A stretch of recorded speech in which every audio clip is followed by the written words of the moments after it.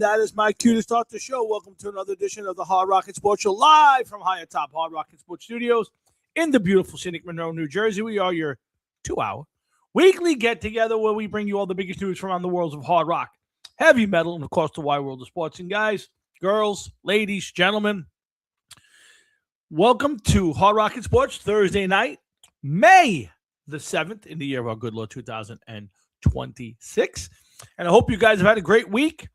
It's been, we on the air last week? Yeah, we were on the air last week. We were back on for the first time in a couple of weeks. So I hope you guys had a good week. I've had a decent week. Weather's been okay. A little chilly in the morning, but not too bad. And again, before I forget, I want to wish all the moms, past, present, and future moms, a big happy Mother's Day, which is this Sunday.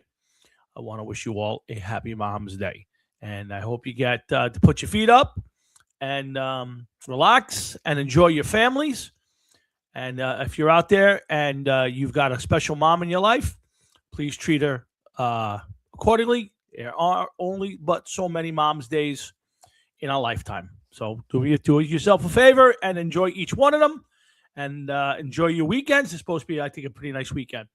We got an interesting show tonight. We're going to be hitting a few different things. A little, boy, it's not in. It's one of those times. I mean, this weekend we got rookie mini camps, so next week we'll have some fallout from the mini camps. So I got some topics. We'll talk a little wrestling. We'll talk a little football, a little baseball. Mets are mediocre. Yankees are playing great baseball, but who knows how long that'll last. I thought they did a great job keeping Anthony Volpe down in the minors when he came off of the disabled list. I don't say injured list. I say disabled list. So I think they did a nice job. I give Cashman and Boone some credit because they could have easily just brought the kid up and sent Caballero to the bench, but they didn't, and I applaud them for their move. I think it's a good job by the Yankees. Listen, nobody's promised Volpe anything. He has not earned the right at this point in his life as a major leaguer. He has not put together the back of the baseball card that says he automatically gets to go back to his spot. Caballero's playing great baseball. The Yankees are playing great baseball. And I would write it out till one of the other changes. And if Volpe stuck down there for a while, then he's stuck down there for a while. So I would not be rushing him back up. He was not playing great last year. He's been injured. He has not played much. I don't think he's played exceptionally well out in the minors. So even though he's eligible to come back up, I think the Yankees did a nice job keeping him down there. So we'll follow it out along with that. We got a little bit of baseball tonight. We'll talk a little bit of wrestling, a lot of generalities. Knicks playing great basketball last 5 games. Last night was competitive. Up until last night, they have not been competitive. They have wiped the floor with the end of the Atlanta series and the very first game of the Sixer series. I don't think the Sixer team has a chance based on what I see. I just don't think there's enough in their tank. Obviously, it's a critical game 3 for Philadelphia. If you're the Knicks, put your foot on the throat. Go knock them out in game 3. And be done with it and make the series done in game 4 if you can, certainly in game 5. But if you're the Knicks, you don't want to give the Sixers any sort of life in this series. And what I really do like about this Knicks team is they're playing great defense.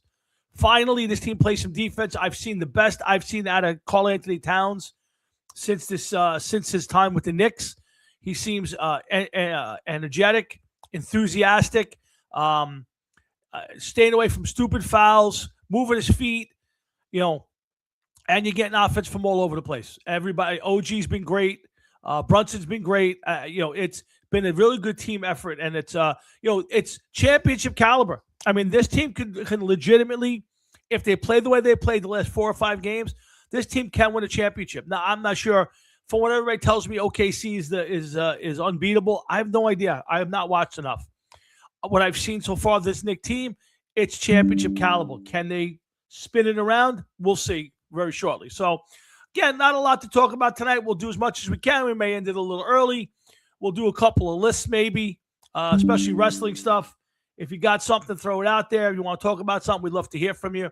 In the meantime, let me get my buddy of 40-plus years on the onto the show. Let's kick it off. We'll get my pops on. well, like I said, we'll pop into a bunch of Russell Wilson to the Jets, possibly. Aaron Rodgers been cited over in Steelerland. Again, we'll talk a little more baseball with Juan Soto. Again, whatever you got out there, folks, throw it out there. Won't be surprised if the Knicks choke. Yeah. Again, would it shock me? Of course not. I mean, until a team actually builds the reputation of being non-choking, you expect them to. Everybody expects the Knicks to. Hi, Sandy. No, he's still floating. He played for the Giants most of last year. Started for a few games and then got benched. And now he's floating around out there. He's deciding whether to go to television, which I think is his best bet. His best days are way behind him. He would just be hanging on for another year. I think his future is on the sideline or in the TV booth. And hi to Sandy as well. So if I were Russell Wilson, I would start the clock on a possible Hall of Fame career and go do TV. I think that's going to be his future. I think he's got the personality for it. So if I were Russell Wilson, if he was competing for a starting job, I'd say maybe. I don't think he'll be competing for a starting job. I don't think he needs the paycheck. So but no, he's seriously contemplating a stint with the Jets. So we'll see how that works out. So in the meantime, let's get the show kicked off. My dad's hanging in there. Jeff's hanging in there. And if you're a Knicks fan, you hope for the best, expect the worst, because that's what we've gotten. So I could just as easily see 2 or 3 games of them shitting the bed.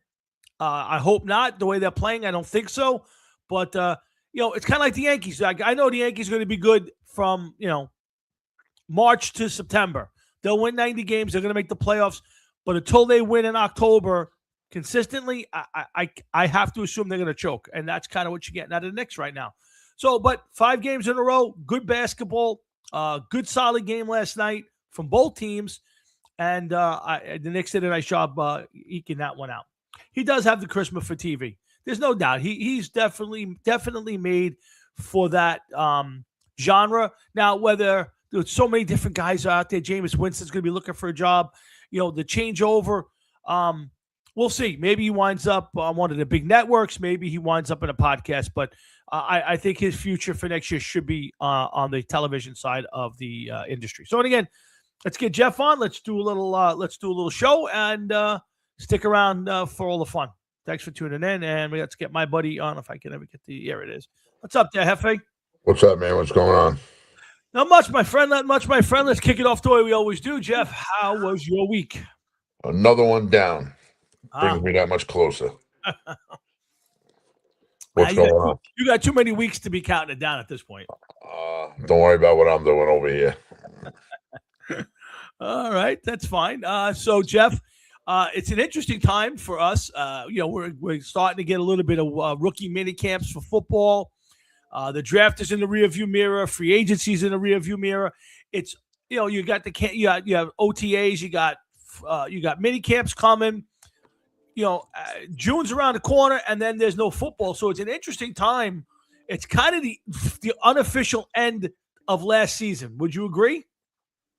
Kind of. I mean, there's a lot of things that could still happen. I don't understand some of the stuff that does happen at this time of year and the off seasons. And one of them was a guy from the Colts. I forgot, Moore. He was a cornerback. He wanted to be traded. Mm-hmm. Now, I don't know when he made his trade request, but 2 weeks ago was the draft, or a week ago, 2 weeks ago was the draft. Yep. But bottom line is he ends up getting released. Now, if you're a player like that, aren't you afraid that your job is, you have no job at this point in time? Well, I think what it is it's one of those times where teams are just looking to fill up their rosters for OTAs, for mini camps. You're just letting people know you're out there. To me, I think if you're gonna get released, now's the time. Everybody knows what they need to fill the rosters up. You can kind of take a picture of what teams are going to be looking like when they go into camp and into the season. I mean, let's be honest. Short of injuries, you kind of know who's going to be the Giants starting 53. You're going to know who the Jets starting 53 is. You kind of get a good idea, other than maybe a spot or two. So I kind of get your opinion on it. You'll look at it, but I also say it's an opportunity for these guys to kind of scour the rosters and see who needs who. Well, yeah, but at this point in time, you're probably going to be a depth player more than anything. Free agency came and left, the draft came and left, some trades were done, and here you are asking to be released now at the end of all of it, where a lot of teams, I understand there's a lot of teams that are looking for, a player here and there, but, it kind of limits your, I would want to be released a lot sooner than this. No? Yeah, no, I would agree with you, and it makes it harder, obviously, because teams now have drafted, have gone out and got free agents. They've drafted their, 7 picks or whatever, how many picks they have, 5, 4, 10, at this point. So I agree with you. It definitely makes it tougher. But if you can also take it, look like he looked at his roster and said, I got no chance to play here next year. Maybe they drafted a couple of players, and he's now pushed down further on the roster, and now he wants out. No, listen, I understand that, and I saw Max comment, and I understand that. I totally understand that. But still, if I'm looking to get on with a good team and get a job, yeah, I would want to do it before free agency, before players are drafted. Yeah. Make yourself say there's 30 openings, and now you release yourself and there's like 6 openings. Are you going to fit in somebody's scheme? Are you going to be the type of player that somebody wants? You kind of limit yourself. I just never understood that with some of these guys. But no, it's fair. It's a fair conversation, Jeff. I just think that after free agency, after the draft, you can look at your roster and go, all right, I was already fighting for a job. Now there's 3 other corners ahead of me. They just drafted a guy who's at number, in the top 100. So maybe he's looked at the roster and said, I got to get out of here and go somewhere else. And that's very well true. You're right. You're 100% right. But you want to know something? You should have known that before you went in. You're not going to be the number 1 cornerback and all of a sudden drop down to 4 in the blink of an eye, unless you're not a good cornerback. Well, there it is, Jeff. Maybe you're on a roster where, you're the tallest midget in the circus. Like you just happen to be the best corner and you're not very good. And now in the free agency that you picked up, 2 veterans there and you drafted a guy, and now all of a sudden you realize, oh shit, I'm on a roster where I'm going to have a hard time clawing my way into a spot. So, again, to Matt's point, to your point, it's tough, but he will wind up on somebody's roster at this point and going into a new camp. And, he'll have a chance to win a job, and whether he does and doesn't, and it could help him, it could hurt him. Who knows? I hear you. The traded the Colts didn't want to get off. Yeah, again, I think it's good. We've seen a few guys move around lately at the end. The Giants just picked up DJ Reader. You'll see guys at this point floating around. Obviously Aaron Rodgers is still looking for a home. Aaron Rodgers is a fucking idiot. I mean, anybody that puts up with him and his shit year after year after year, it's just amazing to me. Absolutely amazing. Right. Oh, you're right. But you know what? To me, the Steelers have set themselves up. They know he's coming. He knows he's coming. He's just going to wait until all of these mandatory or voluntary OTAs are over. Maybe the mini camps are over. He doesn't want to go. He doesn't want to be part of it. But if he signs now and he doesn't show up, it becomes a big story. I keep saying it. To me, he's going to show up. He's going to play for the Steelers. I would be shocked. I've heard people talk about he's going to go to the Broncos. Somebody said he was wearing Jets gear. I mean, anybody who thinks he's playing anywhere but Pittsburgh this year, I think you're insane. Who else would want him? I couldn't see the Jets wanting to take him. No. And I mean, Denver, I don't know about that one. Don't make any sense, that one. That one makes total sense to me. Which one? Denver. You think it makes total sense? I mean, let's Frank. Well, it makes no sense, but it gives Frank Catalano the chance of getting a quarterback that could quit or get injured in the blink of an eye and could totally ruin his team's chances of winning or doing anything come the playoffs if they even make it that far. So part of me would love to see them get Aaron Rodgers, without a doubt, just so that we can listen to him sulk. That'd be enough for me. Yeah, I want to get my data on a minute, but I was reading an article today about Frank Reich, the new Jets offensive coordinator, and it was kind of falls into the category of what we're talking about here. And I don't want to get to Russell Wilson. We'll talk about it after Dad gets on. But He was talking about how he had a few offers, looked at the Jets roster, and he kind of fell in love with the not only the potential of it, but where they stand right now. And I said to myself, I get it that I like the Jet roster. Do you like the Jet roster better now after the draft than you did before, or is it about the same for you? You're the Jet fan. I'd have to say that I think they took a step in the right direction. Yeah, I think they tried. I think they tried, and I think that you have to go into it and look at it with the mindset that it's not done. So to me, if you think that like, well, they didn't do nothing to win this year, no, you're right. They helped their team. They got some pieces for the team, but it's not complete. Do I think they took a step in the right direction? Yes. Do I think that it's a team that's capable of being a playoff contender? Definitely not. But anything was a step in the right direction after going 3-14. And this is a big year for Aaron Glenn, and hopefully Johnson, makes the right decisions if one has to be made and makes it in time. Don't stick around and wait till the last possible minute. Go out and find a better coach if need be. If it doesn't work out, we got to see. Yeah, so see, I think it's a tough year, and I'll tell you why. Because I do think the Jet roster is better, but I also think they're not ready to win right now. At least from what I can see. Now, miracles happen, things change, things come together. I think the biggest problem is they don't have a quarterback. I mean, from 1 through 4, Bailey Zappi, Geno Smith, Cade Klubnik. There's one other guy on that roster.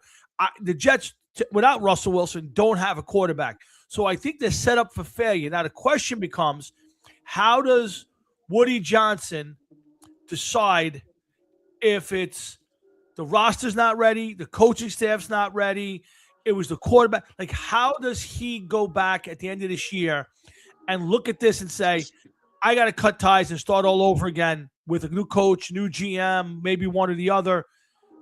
How is it going to be fair this year? Now the Jets could have a good season. Don't get me wrong. Anything's possible.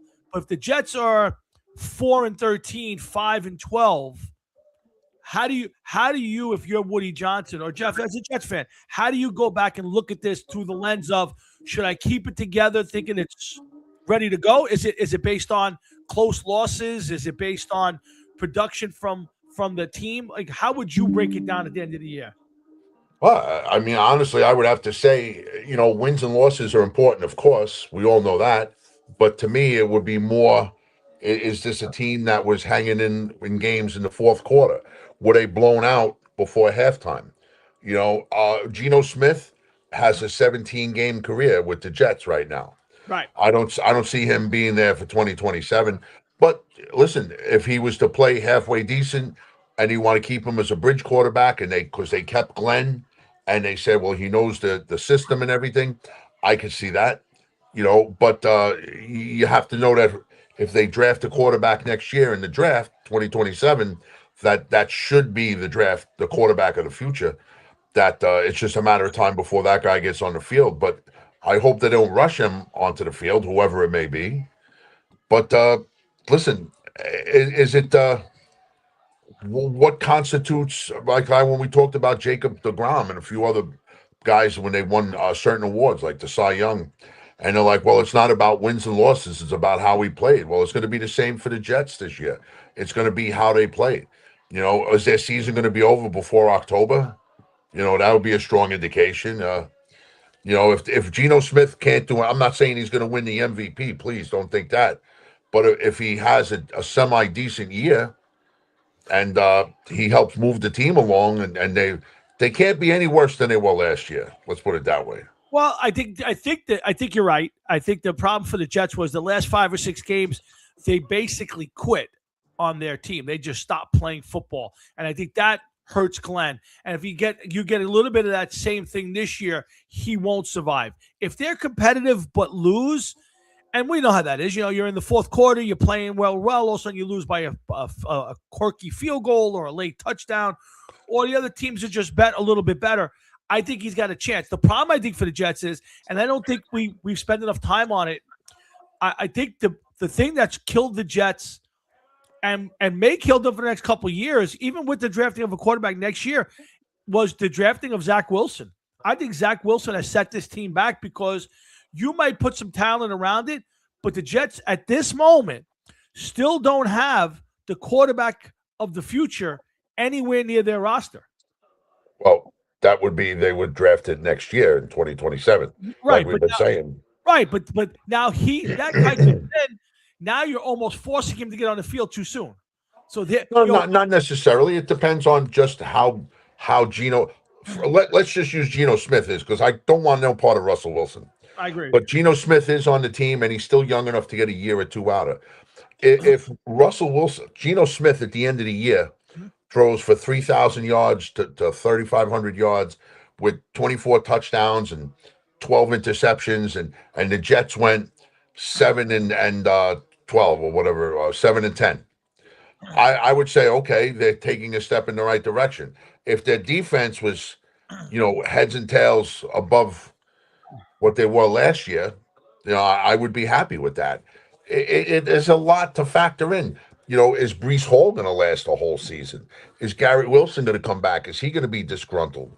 Is this kid Sadiq going to be good? Is the wide receiver that they drafted, is he going to help?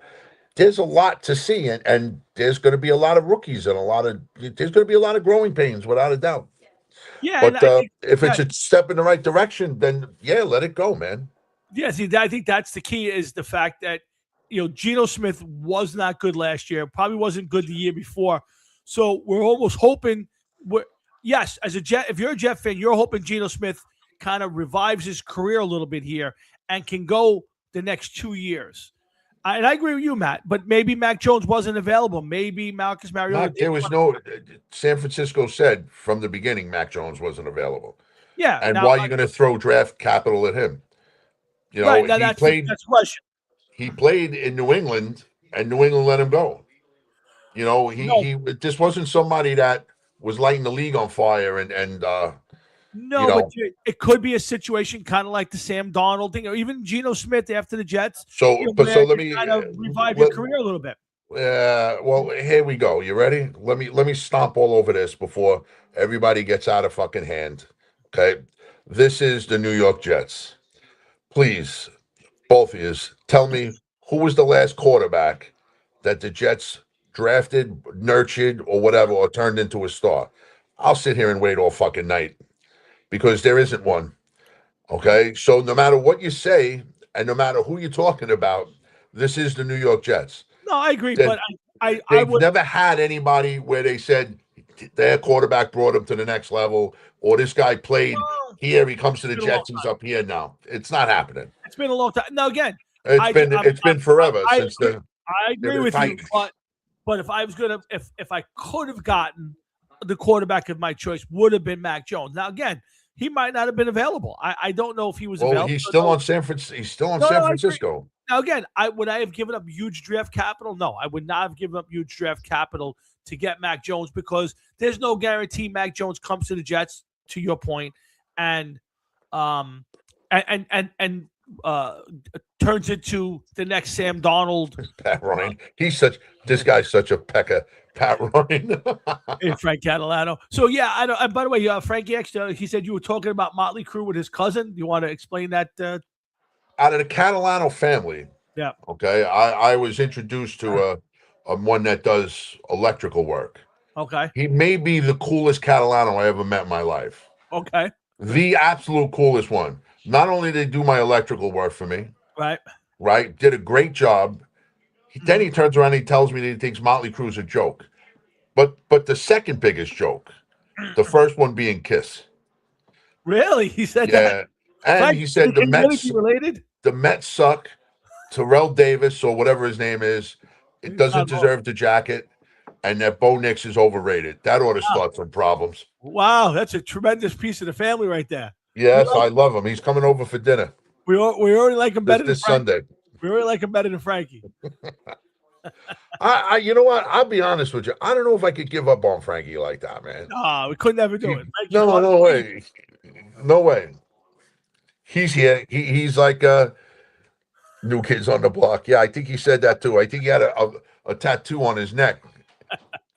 NKOTB. Let's get my dad on, and then we get back to some more football talk. And I got a lot of wrestling stuff, and I want to talk about the top 5 worst names for wrestlers.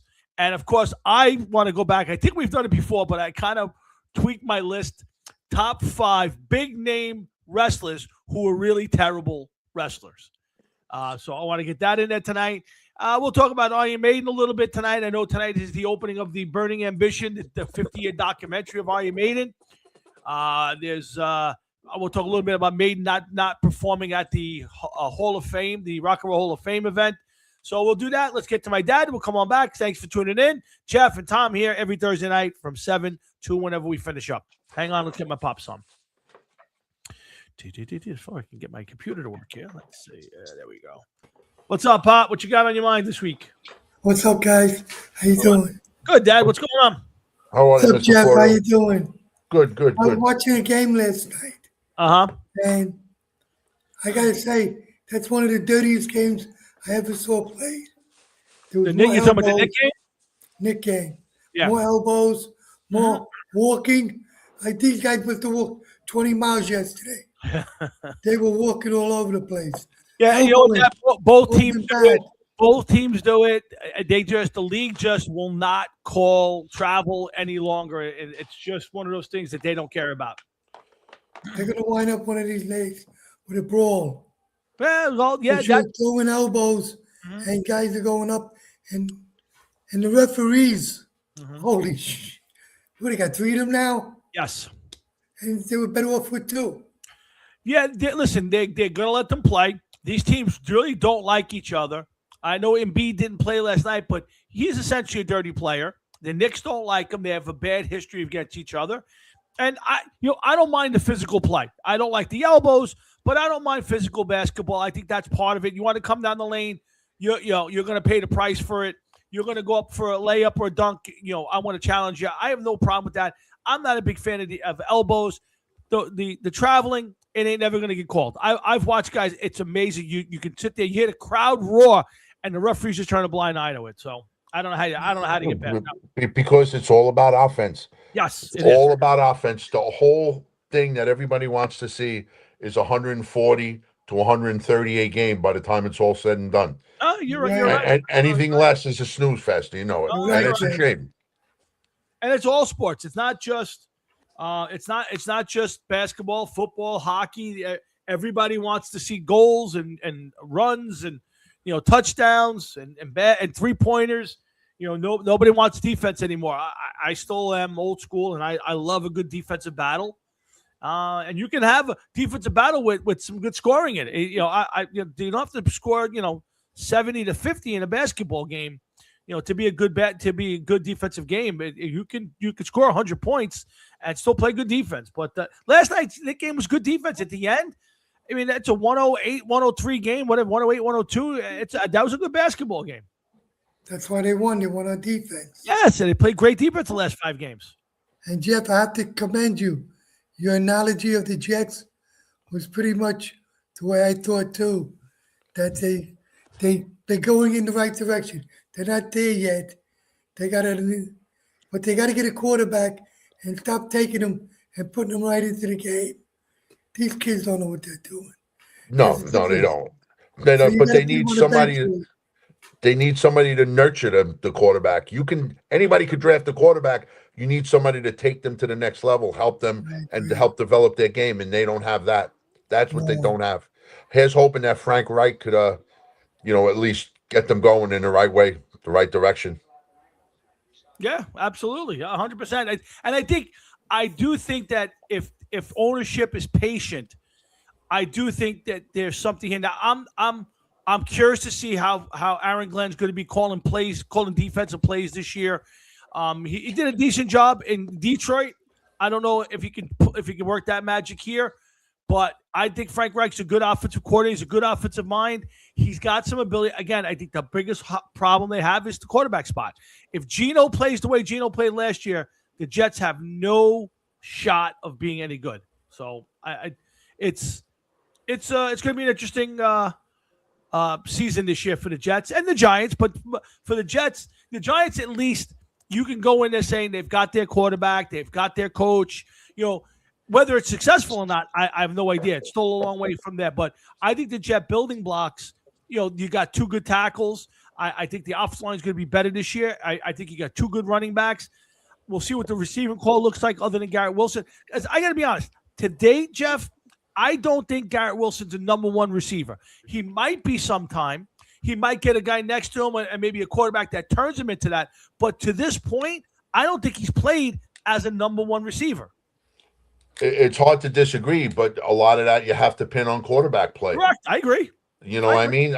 He wasn't getting along with Aaron Rodgers. Justin Fields they already know he can't throw the ball. Yep. And he first couple years with Zach Wilson, I mean, my God. But say what you want about Zach Wilson, he helped lead them to 2 7-win seasons, which is more than anybody else has done since he's been gone. And believe me, I'm happy that he's gone because I thought he sucked. Yeah. But listen, like I said, you need people that could help develop players. And that was one thing when you had Rex Ryan, he wasn't one to develop players. And I know we're going out of timeline here, but the point of the matter is Rex was a good coach for the Jets at the time, but he couldn't develop a quarterback. And he had a quarterback that went to 2 AFC championship games in his first year. Mm-hmm. If he knew what he was doing, maybe that team would have been good for 10 years. But it was quite obvious he didn't. He was a defensive-minded coach. It was like, there was no offense. It didn't matter. You know what I mean? Yeah, he was too interested in tearing down the team that was built. Like, listen, he won with the team that was built before he got there. Then he just wanted to tear it down, and he wanted to rebuild it in his image, and it didn't work. Because he had no image. He had no fucking knowledge of what to do. Correct. So if he had stuck with that team, maybe let it ride a little longer, filled in a piece or two, who knows? I mean, 2 AFC championship games in a row, you think you're on the doorstep of a Super Bowl bid, and it went completely downhill after that because, again, too many parts and pieces being replaced. So yeah, well, I mean, listen, I know that we just got way off the subject there with it, but it's the point that there's a prime example of somebody that did not know what they were doing. Correct. And did not put the right people around them. That even if he didn't know what he was doing, I'm going to pick this guy and this guy to build what I want. What do I want? I want a ground and pound team. I want an air team, whatever it is. So you just got to hope that Aaron Glenn learned from his mistakes last year. If not, we got another new coach and we start all over again. Yeah, the one thing I will say that I really respect out of John Harbaugh is he came out and said, we're going to run the football. We're going to control the offensive. We're going to control the fronts, and we're going to force you to play that kind of football. And he's done it. He's drafted that way. He signed free agents that way. I'm sure he didn't want to lose Dexter Lawrence, but at the end of the day, it turned into a pretty good player, and you saved some money in the roster, and we got rid of a malcontent. So I think the same thing has to be for the Jets. I think one thing you're going to have to see from Aaron Glenn is who are the New York Jets? Like what is that team built to be? And that hasn't been established, and you got to give him a chance to figure it out. But I think that's the one thing these young coaches don't do, and is they come in and it's let's just throw a bunch of players on the field and try to figure it out. And sometimes it's not the best players, it's the right players. It's the guys who fit your scheme, the type of defense. I mean, you look back and say, well, they got rid of Sauce Gardner, they got rid of Quinnen Williams. Well, maybe they didn't fit his scheme. Maybe they didn't fit the way he wants to play. Let's hope now that he's building that defense the way he wants to play football. Hard to argue, Tom. It's very hard to argue that he has proven that. Yeah, no, it's interesting, but I like. You got to say this much about the Giants, okay? They have somebody with the semblance of being a future not a Hall of Fame quarterback, future quarterback. Yep. They have some nice young players, and they have a coach that has won and has been successful year after year after year. He's only won one Super Bowl, but the team has been in the playoffs every year. He made Lamar Jackson, a 2 or 3 time MVP? Sure.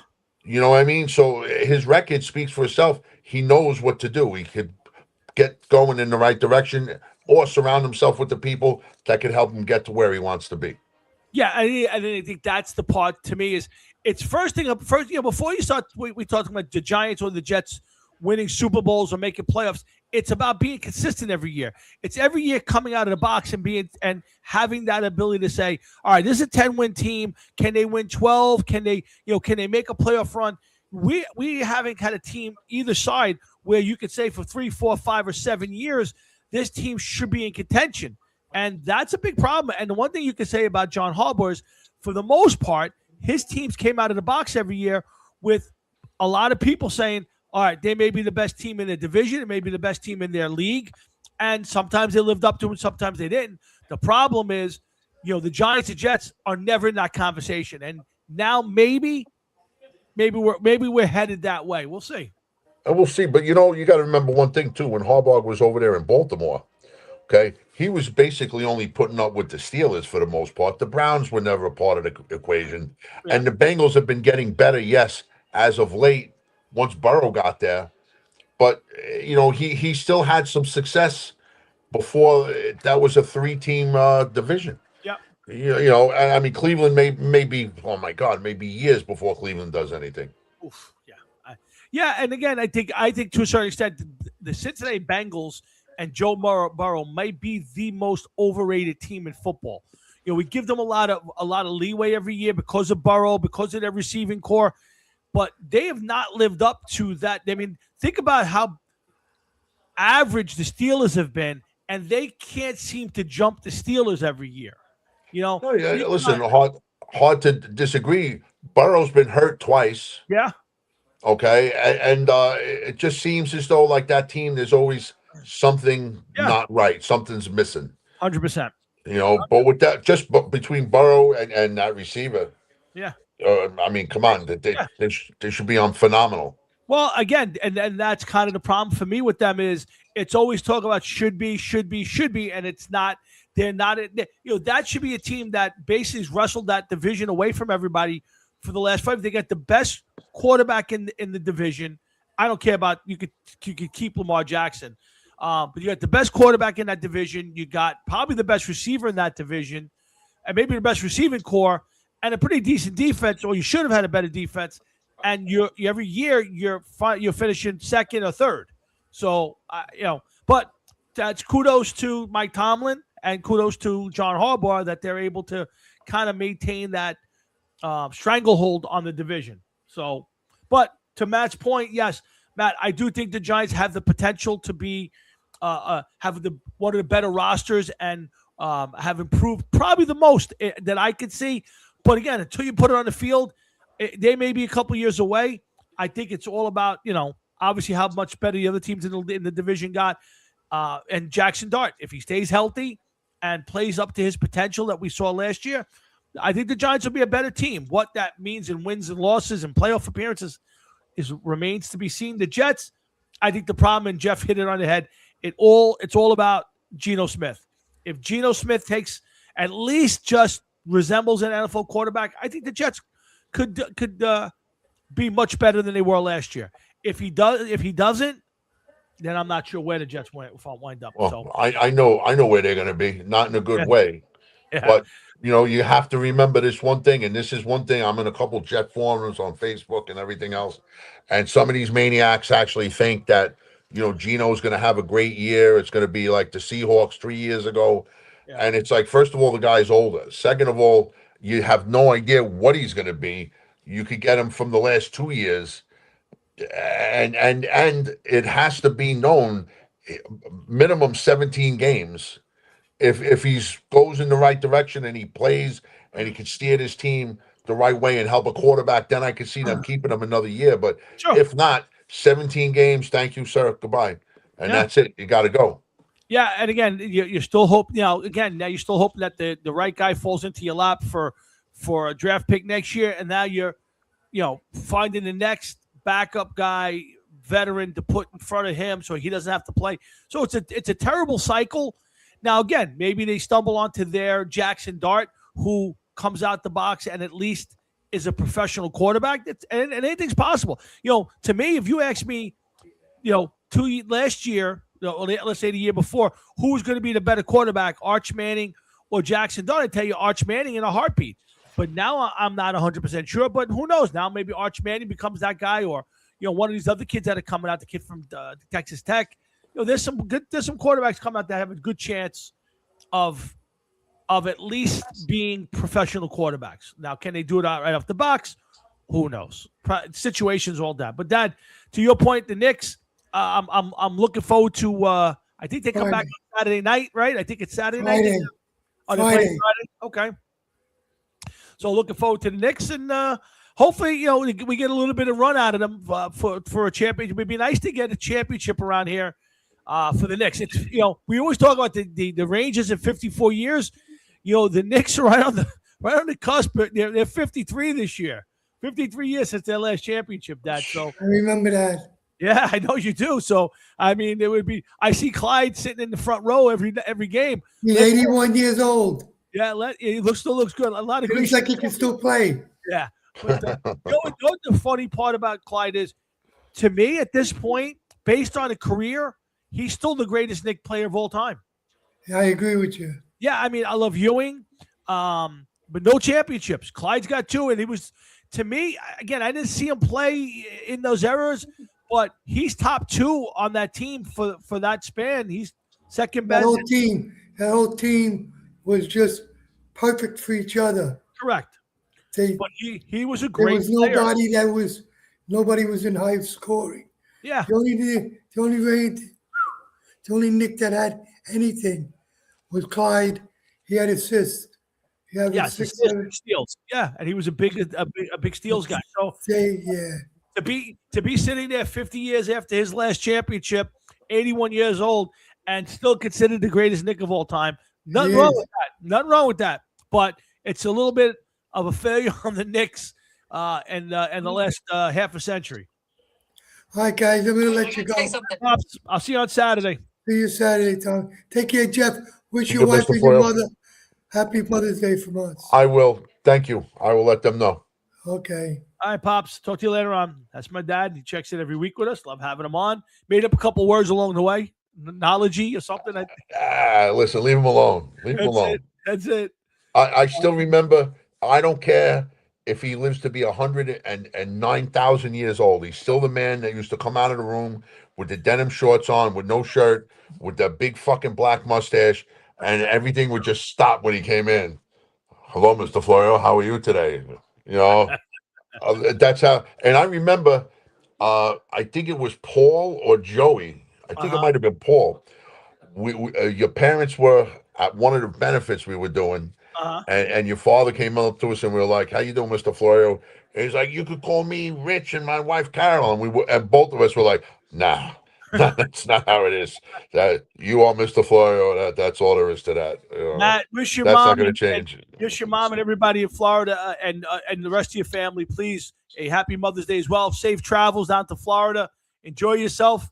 And we'll catch you hopefully on the air next week, Matty. Good flying, good safe travel, please. See you later, man. But yeah, you know what, Jeff, I want to talk to you a little about. So I got a social, I don't even know the right word for it. A social. I get, but yeah, like even when I see your parents, like to this day, it's still Mr. and Mrs. I can't think of any one of my friends that I grew up with, that I would address them by their first name at any point in my life. Definitely not. Yeah. I mean, I saw Mrs. Brusco, it was probably 10 years ago, but I was, "Hey, Mrs. B, how are you?" Like, aunts and uncles, like Jerry's Uncle Ernie. I mean, people like that, like was a different story.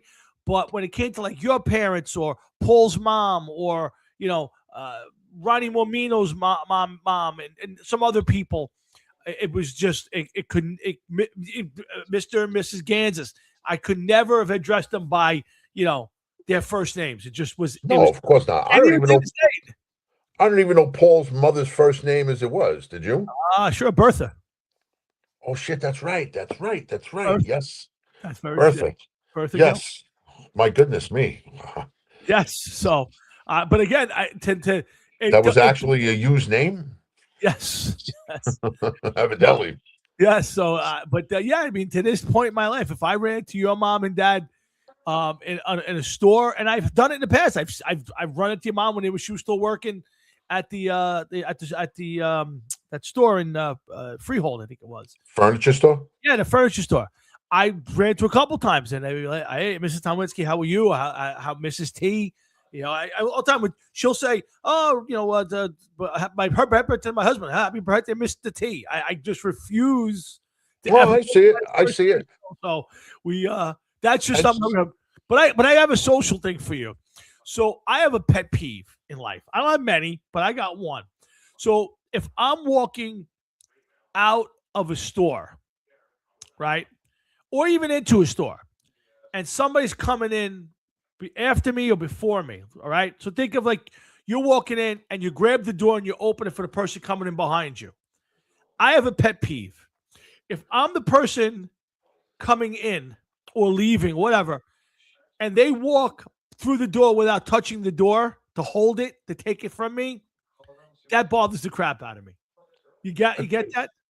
Yes, it bothers me too. And one thing that I can't stand, and I've said stuff to people, Uh-huh. is if I'm holding the door and I see you and I stop in my tracks, Right. or I stutter step. Right. So I gave up some time out of my life for you to hold the door open so that you could come in. You could at least acknowledge it, smile, nod, thank you, whatever.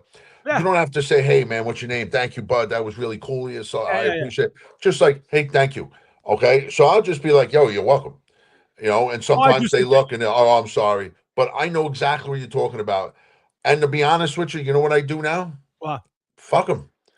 Fuck them. If you ain't within arm's distance of me, behind me, I'm not holding the door open for you.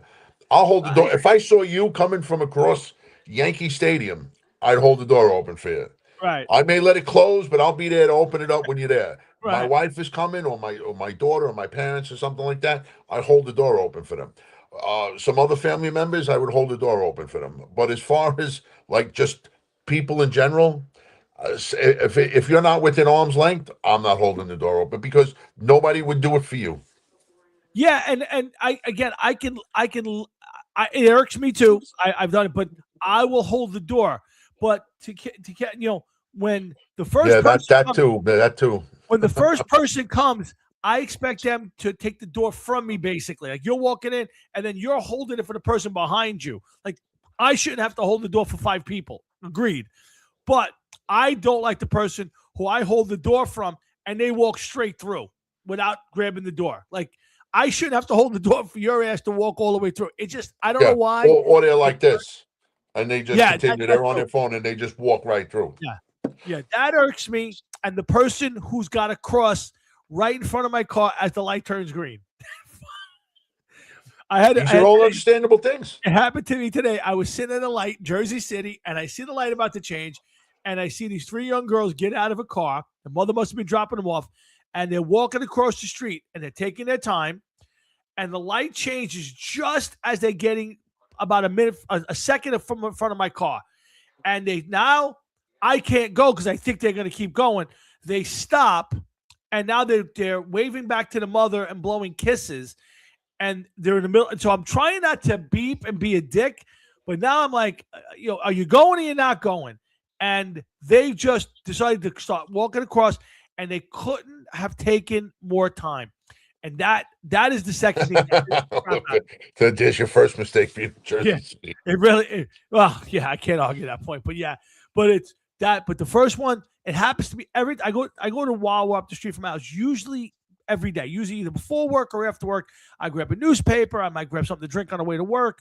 Once in a blue moon, I'm grabbing a breakfast. And sometimes I'm even picking up dinner if they have really decent food at Wawa. Anyway. You know what gets me too? You got to remember this too, okay? Everything you're saying, I agree with. When you let somebody cross in front of you like that, and they cross at the last second as the light turning green, and you're the number one guy on the line, you look like the asshole. Because nobody is seeing those people walk across. They're seeing you sit there and not moving. And the next thing you know, agreed, 100%. And it's almost like, you know what you want to do? You want to do less out the window. Fuck you. And watch them come around you and nail the people that are crossing in front of your car. It's true. I can't argue any of it, but I gotta tell you, it happened to me this morning. I'm leaving Wawa, and I go to hold the door for the person coming in after me. I'm leaving, and they're coming in, And instead of grabbing the door, they just walk straight through. I'm like, you gotta be kidding. Is it me? Is there no social grace in the world? Like, grab the door, say, hey, thanks, and walk through. You know, why are you walking all the way through the door? I'm not the valet. I'm not the doorman. I just happen to be walking out. Yeah, totally agree. You know what? I could see doing that like when we're friends, like amongst our friends, and you do that, and you see like you got the door and you walk through, and you didn't say anything, and they were like, "What are you doing?" Like, "Fuck you, Tom." Yeah, exactly. But that's a different story. 100%. It's different. So again, I said I got to bring this up on the show today because it's just irking the crap. Totally understand that, and I share a lot of the same stuff to you, man. Yeah, I really do. I'll give you one more. When I'm in the city and somebody's crossing the street in front of you at the light or whatever, and they're playing on their phone. And like, oh, you're trying to make a turn. That's the worst one. You're trying to make a right or a left-hand turn, right? And all of a sudden there's somebody in a crosswalk, and all of a sudden they're walking and they got their phone out in front of them. And then now you're not walking fast because now you're paying attention to your phone. And I'm like, I get on the horn. I'm like, man, you got, and I open the window. I'll say something. Fucking walk. You want to type? Go on the sidewalk. Get the fuck out of it. That is the worst thing people do today, other than the bicycles in the city. Crossing the street, texting on your phone. I pray you get run over by somebody. I pray to dear Lord Jesus. Whatever it is that they're doing is totally more important. Or either that, or if you're walking in the city, there's certain walking protocol. Yeah. And to me, at least, okay. Yeah. And one thing that annoys me when I'm with my wife, and I'll say this, I'm like, can't you find anybody slower to walk behind?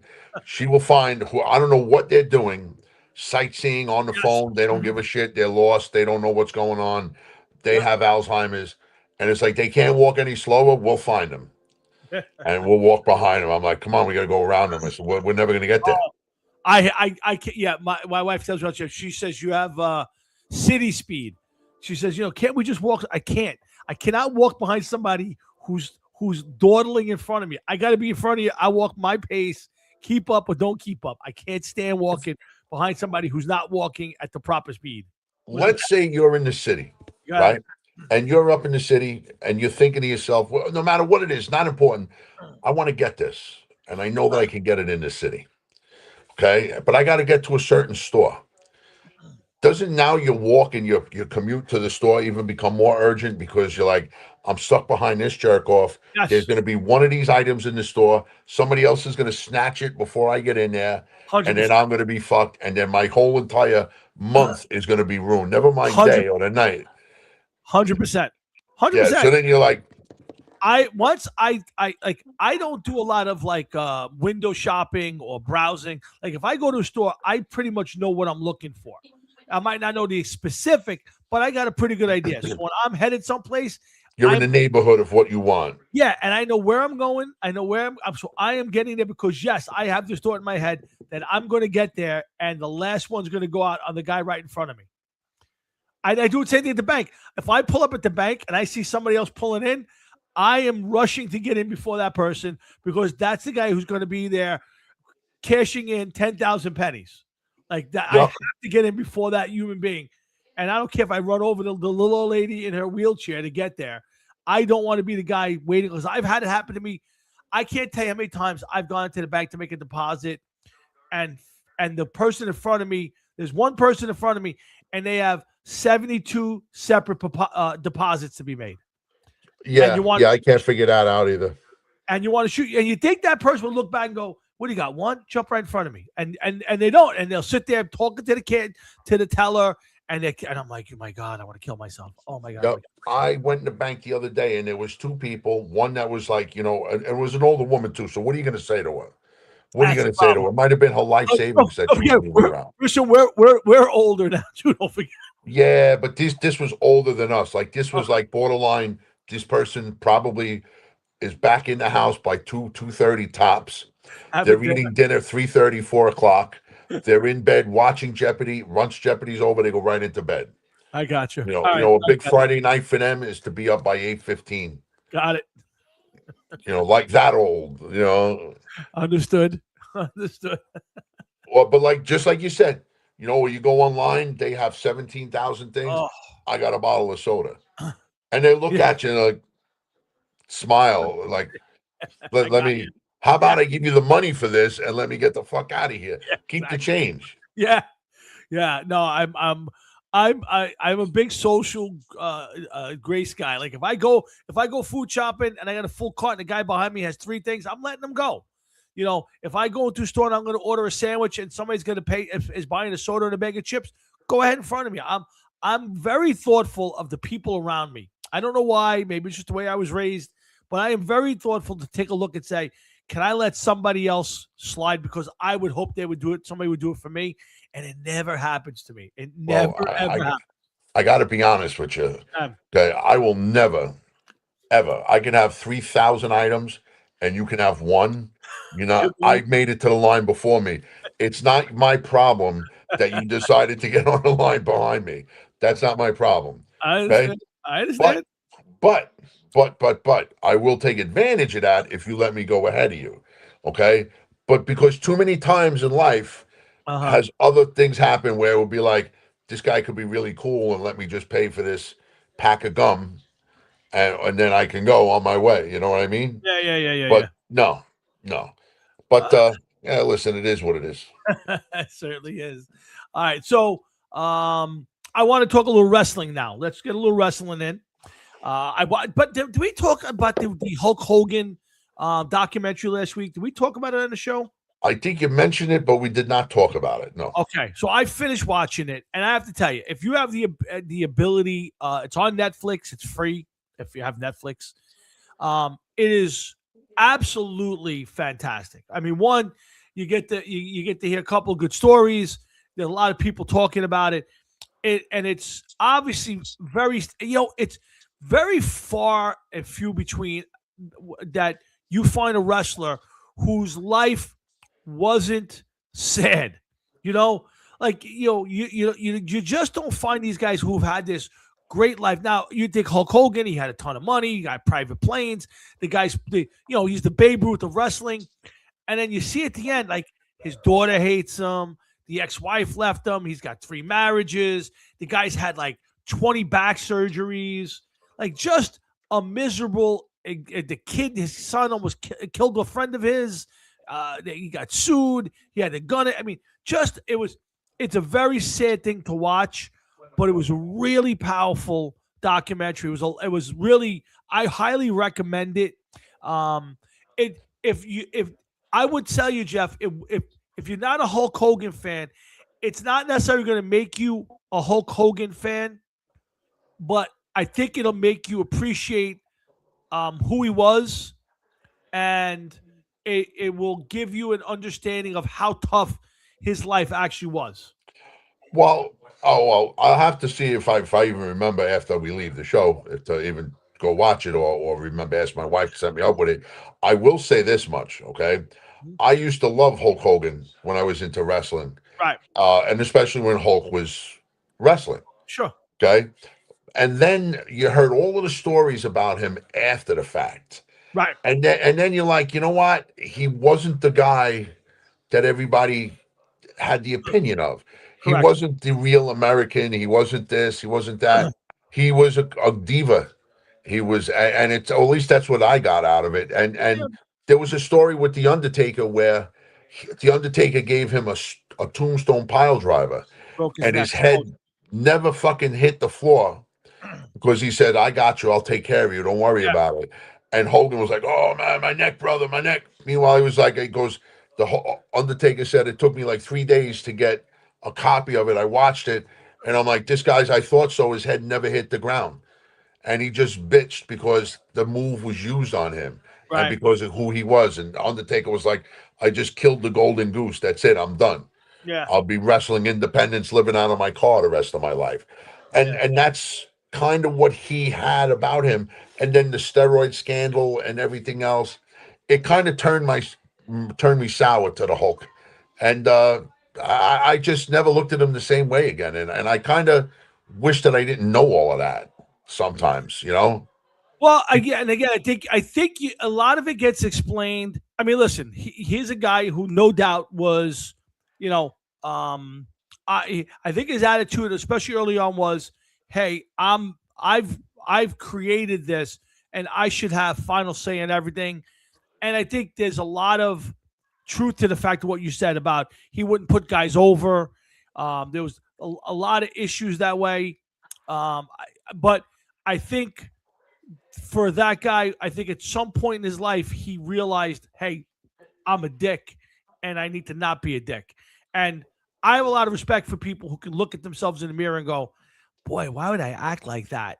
Let me be a better person. Now, again, it's easy to say that when you're on the tail end coming down. You know, to me, the better guys are the guys who realize it while they're on the way up, and when they're at the top, they're good people. I don't know how many people like that there are, but all I would say is, you know, he made a lot of amends with a lot of the people that he treated badly when he was a superstar in the 80s and even in the 90s. But again, I think to your point, and it's valid, because when you watch the WCW stuff, you know how he, you know, just wouldn't lose, wouldn't put people over. You know, his arguments with Vince Russo, all of that stuff. You know, but I never hear anybody say anything good about Vince Russo. No, again, you know, that's basically which guy was the bigger dick. They're both dicks. Which one was the bigger dick? That I would tell you from listening to a lot of wrestling stuff, watching the documentaries, that Vince Russo is the biggest asshole in the world. Just you hit a guy talk for 2 minutes, you want to punch him square in the face. I'm not saying Hogan was a total gentleman, but I if I had to pick one, I would take Hogan over him in a heartbeat. But yeah, but you got to remember this: Hogan was the man. Oh, absolutely.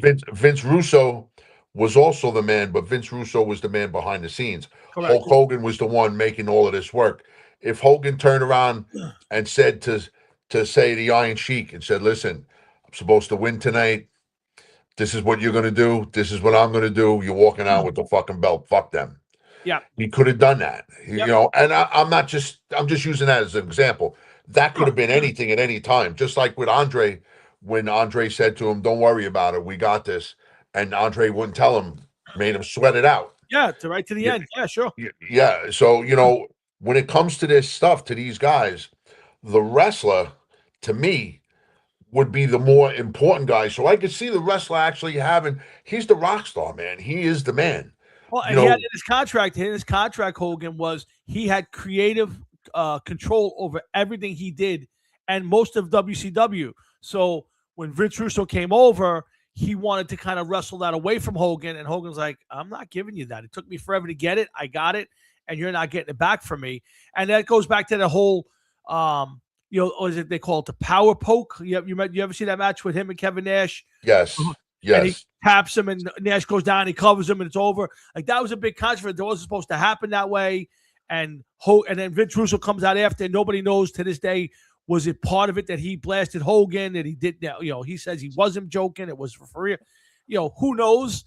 But it was, to me, that was the lowest point of low. I mean, to anybody who paid to go to that match to see that end that way, it is the biggest joke I've ever seen. And it's a detriment to Hogan and his character and his persona that they allowed. It was, but you know, the little bit I know about the NWO and Hogan and everything at the time, it kind of fit because Hogan at that point in time didn't turn heel yet. And then that was the moment that he turned heel. After he got up, like, you know, and of course he pinned him, and it was obvious that he had turned. He was the third member of the NWO and everything else. And maybe sometimes these things going off script might have been the better story. You know, when you look back at it, there's been so many different controversies within wrestling. Just think of the Montreal Screwjob with Bret Hart, Shawn Michaels, and Vince McMahon. With Shawn Michaels saying, "I knew nothing about it. I knew nothing about it." And Vince McMahon getting punched in the mouth. You know, Bret Hart, you know, wasn't exactly a small fella there. And he turned around and told Vince McMahon, "I'm going to punch you in the mouth if you're still here when I get out of the shower." He gave him time to leave, and he stayed. To his credit, I don't know if his credit or his stupidity, he fucking stayed, but he got knocked out. Yes, he did. Now, when you hear the story, I watched the documentary on the Montreal Screwjob.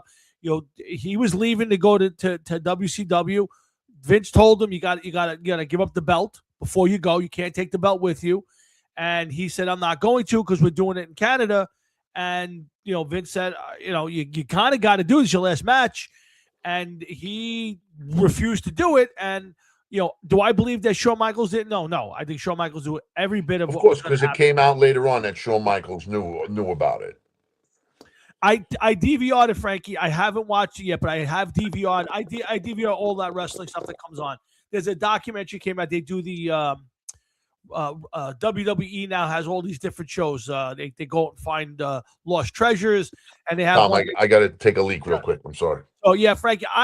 I used to be a big fan of the Von Erichs when they were back on like Channel 11 on a Wednesday afternoon. I don't know if they were at AWA at that point, somewhere in Texas. But I was a big fan of Kerry Von Erich and all that. So I'm looking forward to watching it. That is one of the saddest things that all of those kids, killing themselves. It's the sad. You look at them and you say, these are monster of guys. They're at that point they're probably huge in their area. They're making money, and then to just kill yourself like that, boy, I got to tell you. Makes you wonder what was in the water, or what they were doing that, maybe it's all the hits to the head. Who knows? But I was a big fan of. I didn't like Texas Tornado. I thought that was a little dumb. To me, he was Kerry Von Erich. You didn't need that moniker change, that character. Yeah, absolutely. Chris Benoit. That's a terrible one. The movie I didn't see, was it the Claw? Was that the name of it? I did not see that. I want to get. That's another one of those I have on my wish list to watch. But yeah, I will watch. I DVR all of those wrestling. What they come out with now on A&E, or I think it's A&E Harris that has them, and I got about 6 of them I need to catch up with. Iron Claw, that's it. Yeah, Iron Claw. So, but yeah, I find all that stuff amazing, and I can't wait to watch that. So I will. Frankie, have you seen the Hulk Hogan one? Did we talk about that? Yeah, I always think that those movies don't ever hit the button, hit the nail on the head. I think the documentaries always do a much better job. Feel better? Yeah, dude. Sometimes I'll too much soda and. I gotcha. Frankie, watch the Hulk documentary. Even though I know you're not a big Hulk Hogan fan, it's a really good story, and a lot of stars show up to offer their take on him. It's actually very good. I mean, listen, there's a lot of bad stuff about the guy, and a lot of good stuff about him. When you're done watching it, I think the emotion you get, or the feeling you get, is sadness. You look at the last couple of years of his life, the guy could barely walk. A lot of wrestlers don't. Yeah, a lot of people didn't like him anymore. WWE had basically thrown him out.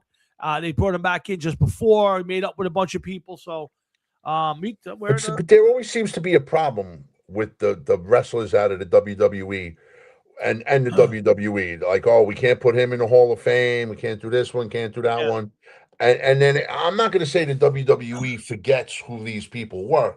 Yeah, but you got to remember, we were watching wrestling, and all of us were watching wrestling when the wrestlers were setting up the ring and putting the folding chairs up and right in the high school gym, and it just leapt up to what it was today, and the heights that it reached with Hulk Hogan, and it's like it seems like the WWE forgets that, like they wouldn't have been there, they wouldn't have been doing what they were doing without guys like Hulk Hogan and the Ultimate Warrior to have brought it up to such a point.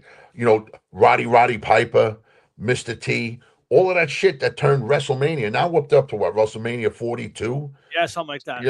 It's nuts, man. It really is. Oh, listen, there's no doubt that when you look at the story of wrestling, all started on January 23rd, 1984, or 83, right?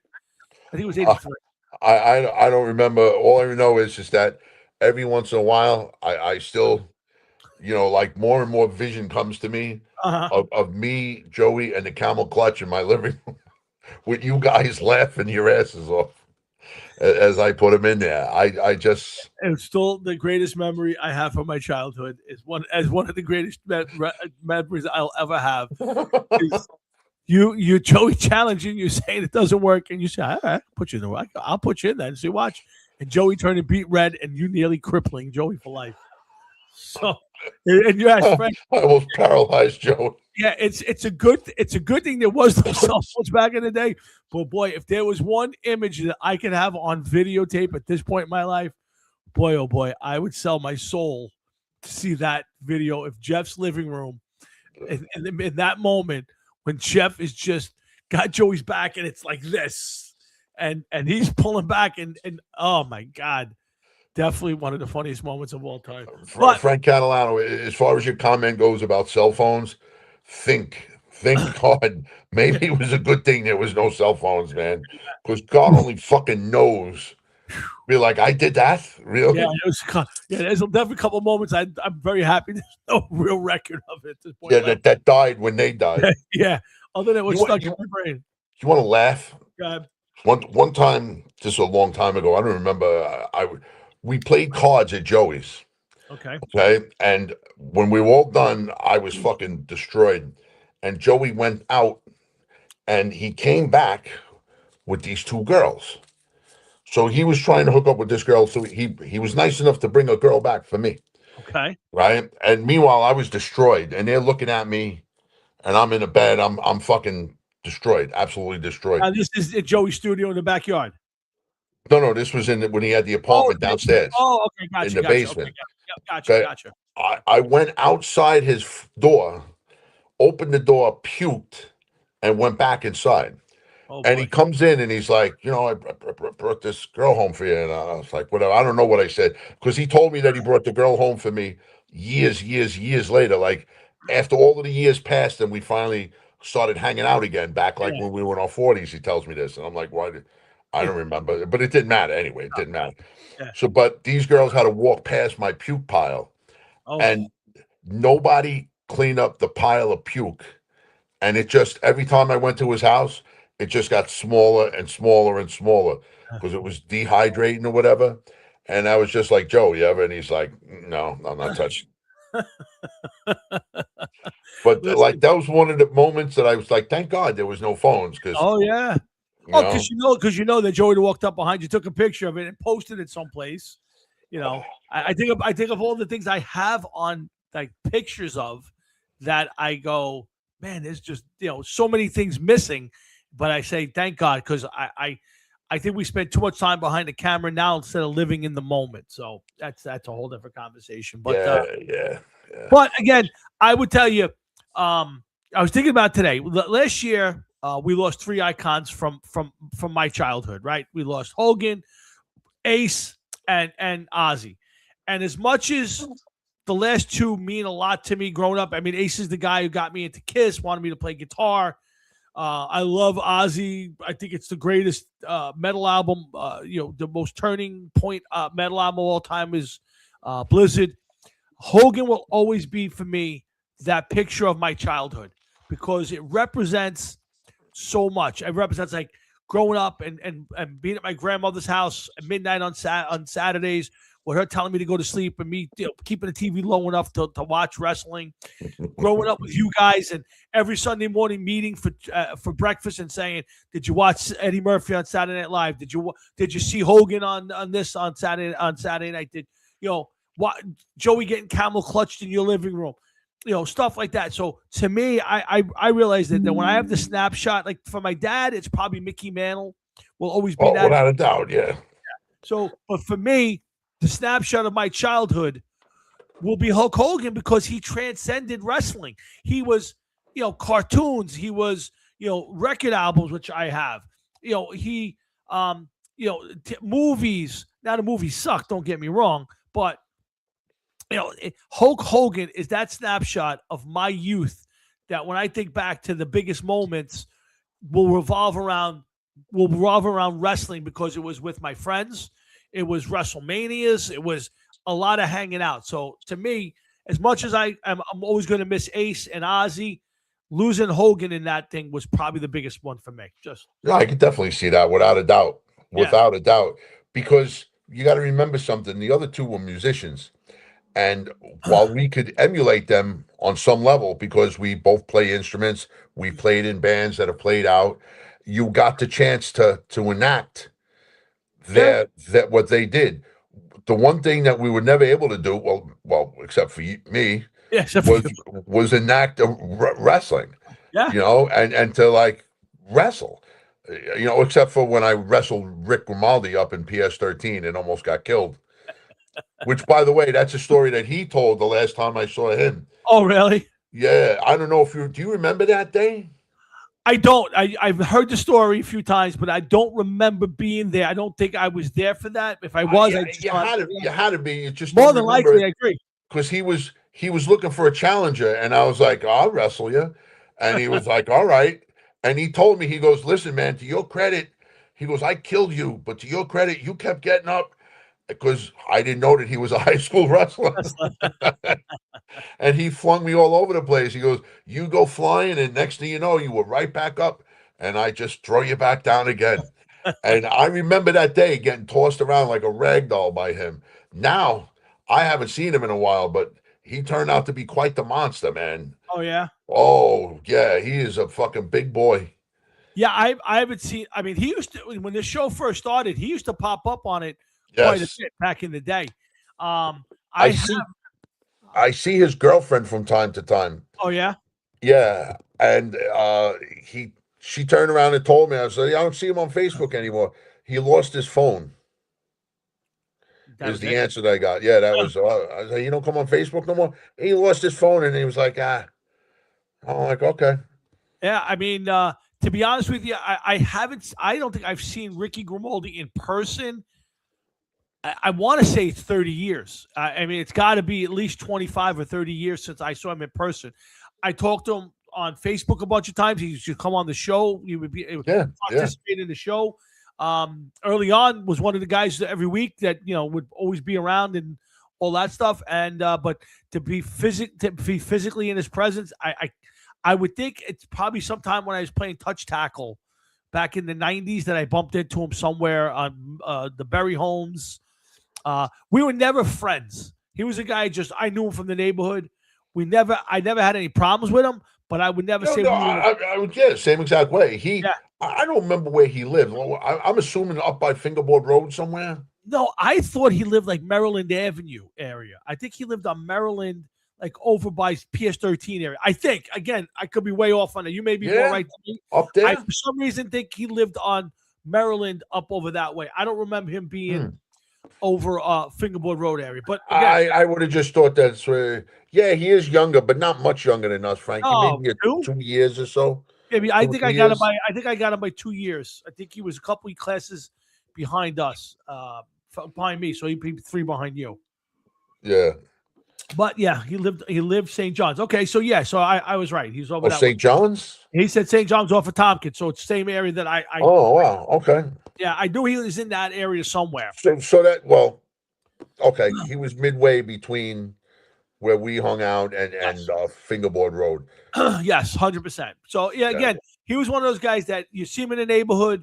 You know where I would see him all the time when we used to go play basketball at 13. Up at the indoor when they had the indoor.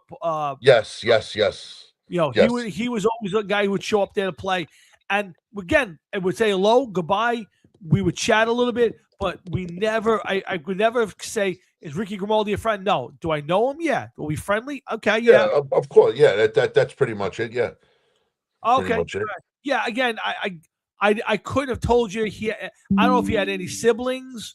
I don't know if he, I know nothing about Ricky. I know he went to Wagner College, played a little football there. Other than that, I don't know. I couldn't give you 2 things about Ricky, other than, he was a decent guy, for me. But, short of that, I don't know. But again, Hard Rocket Sports, I want to get to this list of I'm curious. Top 5 overrated big names. So, So I'll go first. I'm going to give you my 6. I got the 6 names.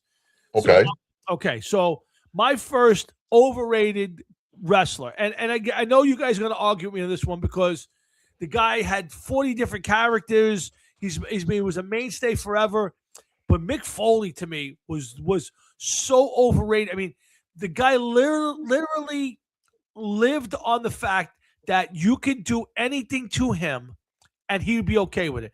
The only thing they didn't do to him was electroshock him while shitting on him. I mean, other than that, they threw him off every ladder, every scaffold, everything. They threw him into nails, glass, and I just never thought the guy could wrestle. I was like, this is the most boring, and the brother love, whatever his character, whatever that character. Dude Love, Cactus Jack, Dude Love, Mankind, Mick Foley. He had like 4 characters. Yeah, and every one of them, when he came on, TV had to turn. So, to me, the first one, Mick Foley, completely over it. You want to comment on them as I go? You want to wait till I'm done? Well, you know what? I like Mick Foley, and I got to meet Mick Foley at an autograph signing. And he was an actual nice guy, he actually spoke to you and interacted with you. I think that at the time Mick Foley was wrestling was completely different than when we were watching it. I think he pushed the envelope as far as some of the things that he did, because they could have ended up with him getting killed. Yeah. But listen, if you're not into what he did, that's understandable and fine. Yeah. Me personally, I liked Mick Foley. I thought he was entertaining because of the things that he did do, which was basically what nobody else would. But listen, to each his own. Yep. I'm sure there's going to be wrestlers on my list that you're going to be like, what are you, nuts? Great. Next one, to me, you're going to think I'm nuts on this one. Maybe not. But because you don't know who I have on my list. While I didn't dislike the character, I just never understood it. And that's George the Animal Steel.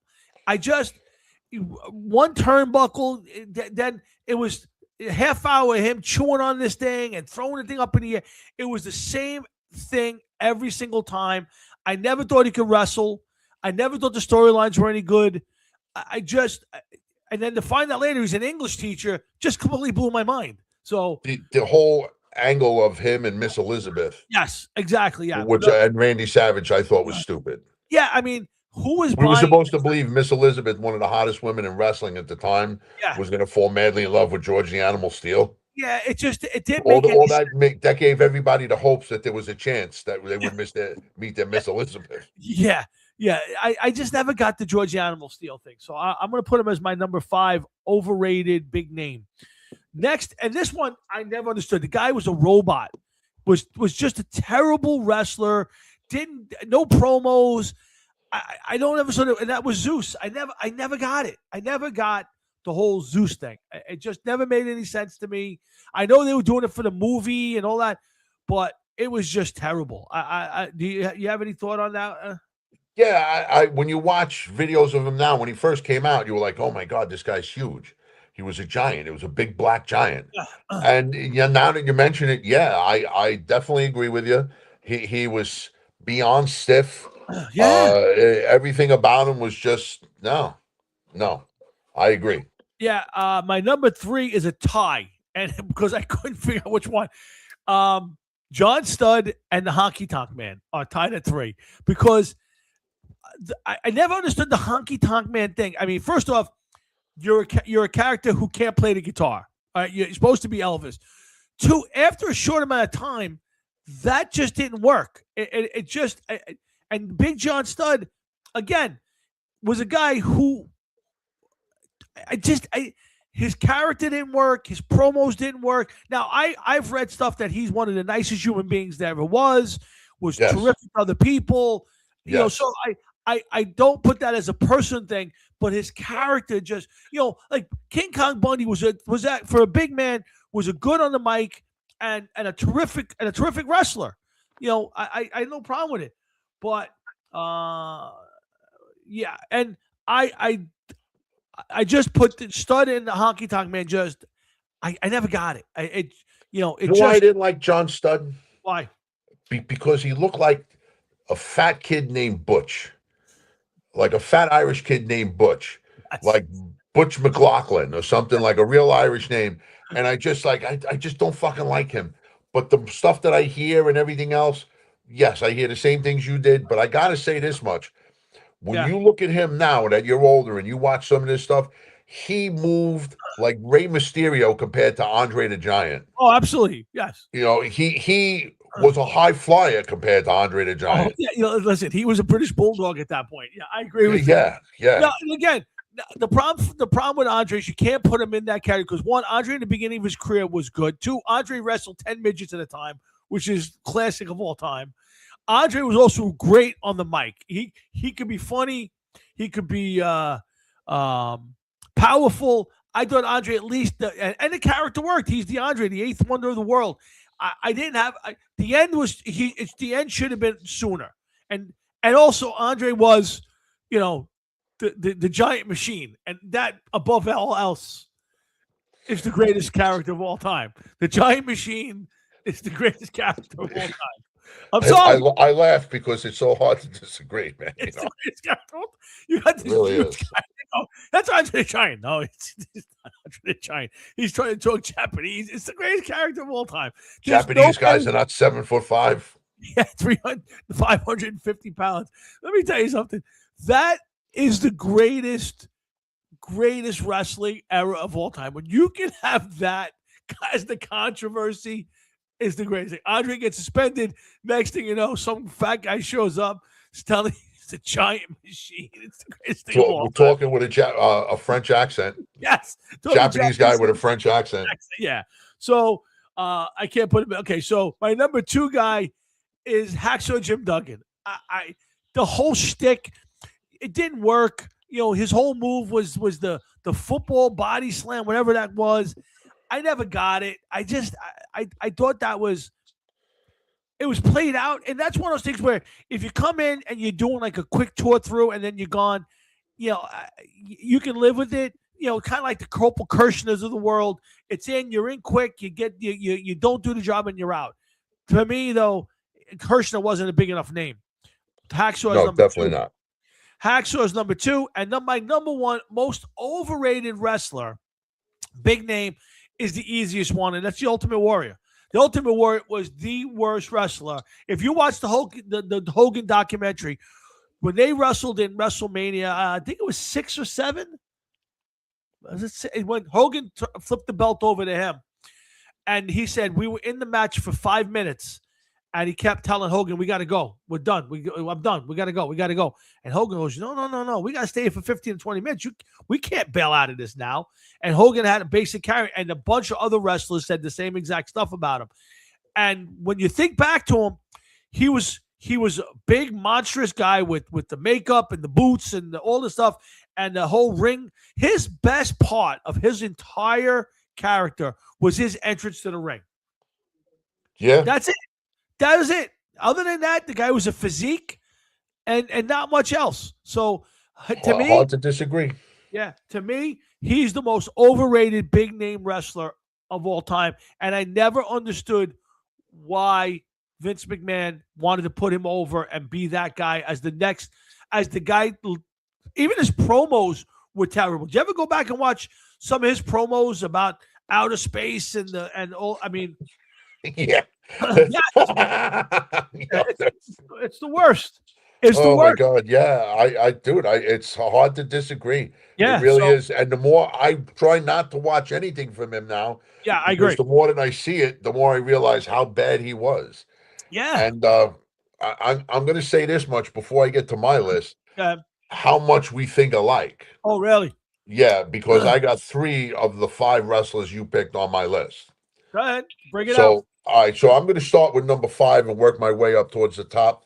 And my 5th wrestler was Ray the Crippler Stevens. Ah, good call. That's a good Okay. call. Yep. I just could not understand his situation, what he was. He looked like an old time. He was definitely a throwback to back to in the 50s or 60s. I think he always had maroon shorts on. He never had different color shorts, and he was ugly looking and he was out of shape and he was fat and he looked like the guy that you would see sitting at the end of a bar all day drinking scotch and soda. I just could never see. He didn't have a physique. He didn't have a build. I just hated him whenever he was on Saturday mornings. I'm like, God damn, why? So I didn't like him. My 4th one was the honky tonk man for a lot of the reasons that you said. That southern accent bothered the Oh, fuck out of me. yeah, yeah, Southern accents in general bother me. That really bothered me. His whole character. It was one thing to be somewhat like Elvis, but to be an Elvis clone yeah, just didn't work for me. And there was just something about him. He didn't have a build. He didn't have a physique. He just didn't do anything for me. yeah. I never And understood it. real quick, I got a honky tonk man story for you. Yeah, And I've told it here before. When my band was playing in Tottenville, he was there to come out and say hello to the kids and take pictures with them and everything else. And I'm playing, and I happen to look back. And when I look back, I see him looking forward like this. So I'm looking back, and I'm like, "That's a fucking honky tonk man," and he's watching us play. The honky tonk man is watching us play. right, right. So I'm like, all right. I said, that's cool. So then as soon as we were done playing, he gave us another couple minutes. He comes walking out and he's like, hey, everybody, I just want to tell you that I was coming out to sing a song with the band, but they're putting their stuff away and they're leaving for the day. So the drummer, who was fried, like literally burnt fried, he turns around and goes, oh, man, we'll set everything right back up. And the honky tonk man smiled, looked back. He was just, shut the fuck up. But if you want to get your picture taken with old honky tonk man, meet me down in the basement of the school. And I was just like, you motherfucker, man. But like, what are you going to say to a professional wrestler? You know what I mean? Yeah, Like, you exactly. just couldn't. But Yep. so honky tonk man was number 4. My number 3 was Hacksaw Jim Duggan. Dude, pretty much exactly what you said. Why? What did he Yeah. do? Yeah, The 2x4. yeah. Stomping love- around like Yeah, the stomping around, which made no sense. You were fucking fat, barrel stomach, never mind barrel chested. Yeah. You didn't have any kind of fucking physique. You definitely look like a nose tackle without a fucking doubt, and I just didn't get it. Yeah. And I'm not saying he wasn't good. And he was sick. It seems Yes. as though he beat whatever it is that he had. Thank Yep. God for him. Yep. Because now when you look back at him, you're like, that was also part of our childhood, Sure. even though we cringed when he came on Saturday morning, but it is what Absolutely. it is. So number 2 on my list, Yep. Andre the Giant. Oh wow, interesting. Okay, And it makes sense. And the reason I say that is because by the time that I started to watch wrestling, Right. okay, he had already done it with the midgets, the 3 guys, this, that, and the other thing. Yep. And he was wrestling a lot of singles matches. Yep. He was so big that you knew that he was coming out and that he was going to win the match no matter who he was wrestling. That's one Right. thing. Second, he couldn't move. No. He could not move. There was nothing. Guess when he was younger, he was able to move better. But if you Yes. watch the videos, he wasn't moving. Paul, the Big Show, to me, was a better giant. Big John Studd, Kamala, One Man Gang. These were all better giants than Andre the Giant was, because Andre the Giant, aside from maybe when he first came out and you watch videos, was unable to move. He was not moving. He couldn't move. And, listen, I felt bad for him. I missed him when he was in his prime. Yeah. But, we did get a couple years out of him Sure. to see. And listen, it is what it is. But I agree with you. Here's a man that maybe should have considered hanging it up many, many years before that. Yeah. Again, probably right around when Hogan took over, he should have probably walked away. Been. I don't care. I don't think he could have been an announcer, but maybe could have been a manager. Maybe could have did other stuff. But as a guy out there in the storylines, I thought, other than the WrestleMania 3 storyline, which I thought the storyline was great, the whole him turning heel, to me, it's the second greatest heel turn of all time, and he did a great job with it. But, his wrestling ability had eroded way before WrestleMania 3. Yes. Way before. My worst wrestler of all time is the Ultimate Warrior. Yep. For so many of the obvious reasons that I'm not going to rehash that you said. Yep. There's nothing that could be argued with there. The guy didn't have a wrestling move. Okay. He couldn't wrestle. He couldn't work. When you watch him and when you read things about wrestlers now and you watch videos and they say, well, I had to carry the whole match, or this guy was really good. This guy was incredible. I knew it would be a great match. You knew that he could not work. Yep. He just couldn't work with anybody. Nope. He was stiff. He seems as though he didn't know what he was doing. I'm not going to say that he was into himself because I don't even think that that was the problem. I just think that the guy just could not do it. I think he was too big. Well, I know what I think it was, and Frankie put up a good point. He came out early on. He was roommates with, I believe, they wrestled together with him and Sting, and Sting was a great wrestler. The Dingo Warrior. Yes, and the problem was he never tried to learn. He wanted to just be the bodybuilder, and he never worked at being a wrestler, and it showed. I mean, you watch the matches. There's no wrestling moves. He does the run around the ring a little bit. He's press slams a few times. But as far as I mean, even Hogan, who wasn't the greatest wrestler I ever saw, wasn't a terrible technical wrestler, especially early on in his career. Later on, obviously not the greatest wrestler in the world. And it got to be very repetitive matches. But Hogan was at least a decent wrestler early on. The Warrior was never a good wrestler. Never. No, definitely not. There was a lot wrong with him, and not for nothing. We could do this list for another day, but I just got to bring this point up. Sure. One of the worst finishing moves between him and Hulk Hogan, the splash for the Ultimate Warrior and the leg drop on Hulk Hogan. You got guys that, especially Hulk Hogan, over 300 pounds. The Ultimate Warrior had to be close to 300 pounds of muscle. Absolutely, sure. And this is the best maneuvers that you can get these people. Yeah. Are you serious? Goldberg, who was pretty much in the neighborhood of the Ultimate Warrior size-wise. Yeah. Maybe not as built, but was, holding up, suplexing giants. Yeah. And guys that were fucking close to 7 feet tall and weighing God knows what. And the Ultimate Warrior did not do that. Like, gave a half-hearted attempt on slamming Andre the Giant.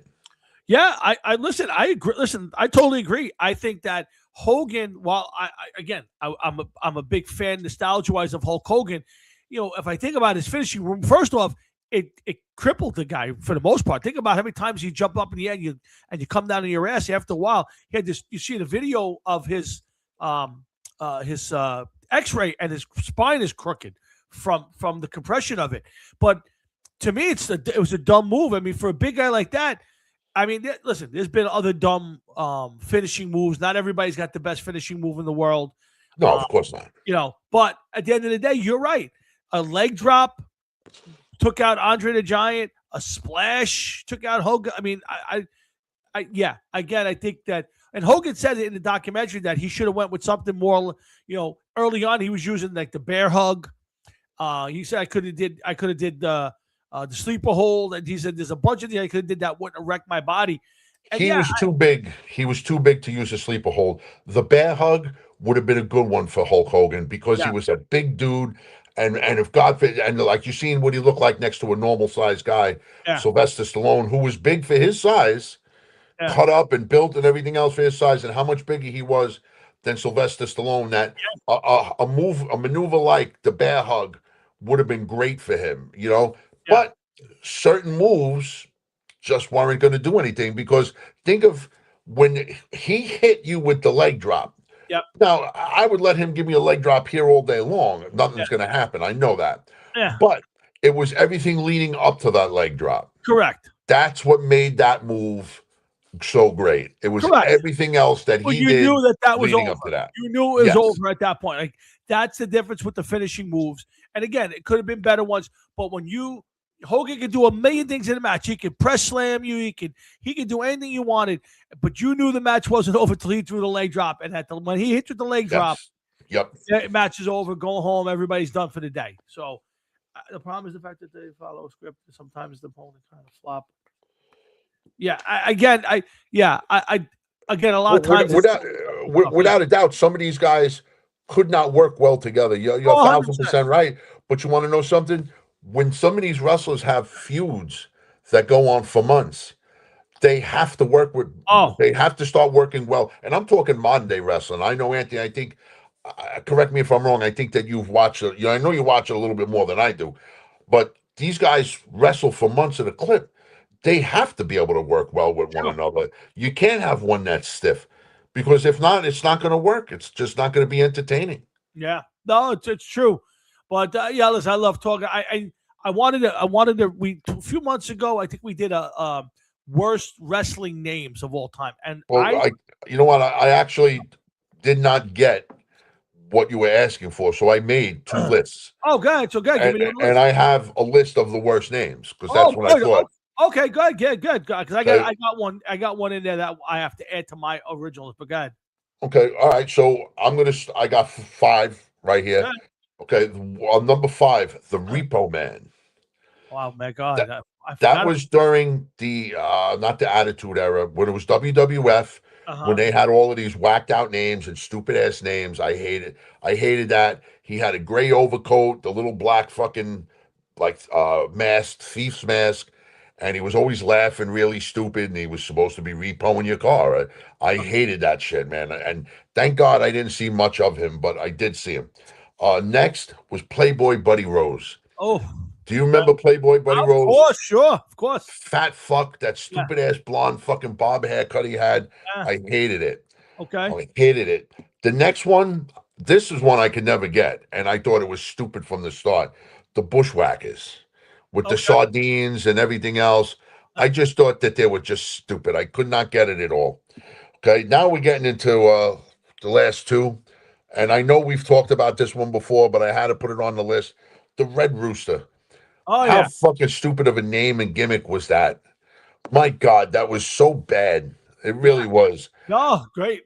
And yeah, the one that I have for top best name for me, Bastion Booger. Wow. He was on a group called the Oddities with Luna Vachon. This other guy, he was another giant who was absolutely so stiff, looked like his joints were fused together. And I know that he used to wrestle. He had a gray outfit on, like with this like bondage halter top thing on, Oh, really? and he was this big fat fuck. Look him up, Bastion Booger. I guarantee you're gonna be like, no way.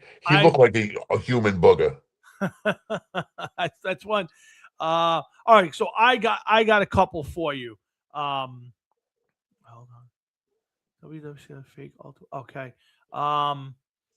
Okay. So I didn't put it in order, but I'll tell you one that I've never thought of as being the worst name until now, and it's not the worst because the Red Rooster is officially. We've talked about this before. Terry Taylor must have banged Vince McMahon's daughter in front of him because whatever he did to be not only to get the name, but then to have to paint his head that color red and walk around that is absolutely the worst character of all time. It's just the name is just the worst of all time. When he used to do the chicken noise. Yeah. It makes no sense. It never made any sense to me. No. And I'm not sure why anybody would even agree to doing that. It makes zero sense to me. All right, next one, Tugboat. I don't get it. I never understood it. You know why? I could tell you why. My opinion. Sailor outfit, right? When they were the natural disasters, earthquake and typhoon. Yeah. All right, he had a C-type name. So they made him a good guy, and they made him almost cartoonish. They made him like a cartoonish sailor. Yeah. So he had to be like the big fat barrel chest. So he looked like Bluto from Popeye. Yeah, I get it. Okay, and like Tugboat, like what's happier? What kind of ship could be happy? They're not going to call him the barge or the ocean liner. He's got to be Tugboat, a short, fat, stout little fucking boat that's big and strong. So while I understand the name, I understand your point. Yeah, it's pretty much a gay name, but a lot of the names for wrestlers back then were gay. Absolutely, there's no doubt. But I mean, again, if you're going to come up with a character, calling yourself Tugboat just doesn't do it for me. But I get it. I'll give you another one. The Mountie. One of the worst of all time. Yeah, I hated it. I'm the Mountie. I hated that. The Rougeaus were a good tag team. They bonus points if you remember their names, other than Jacques and Raymond. Oh, yeah, there you go. Brothers. So I can live with them, but the Mountie come out to singing and holy cow, just horrendous. Yeah, horrendous. He's already made one list tonight. Honky Tonk Man. It's the dumbest character. It's the dumbest name. That's the Honky Tonk Man. What does that even mean? Like, honky tonk is what, a form of music. Honky tonk. It's like a bar or something in Tennessee or whatever, right? It's dumb. I mean, he's a bad wrestler. The character's bad, and the name is terrible.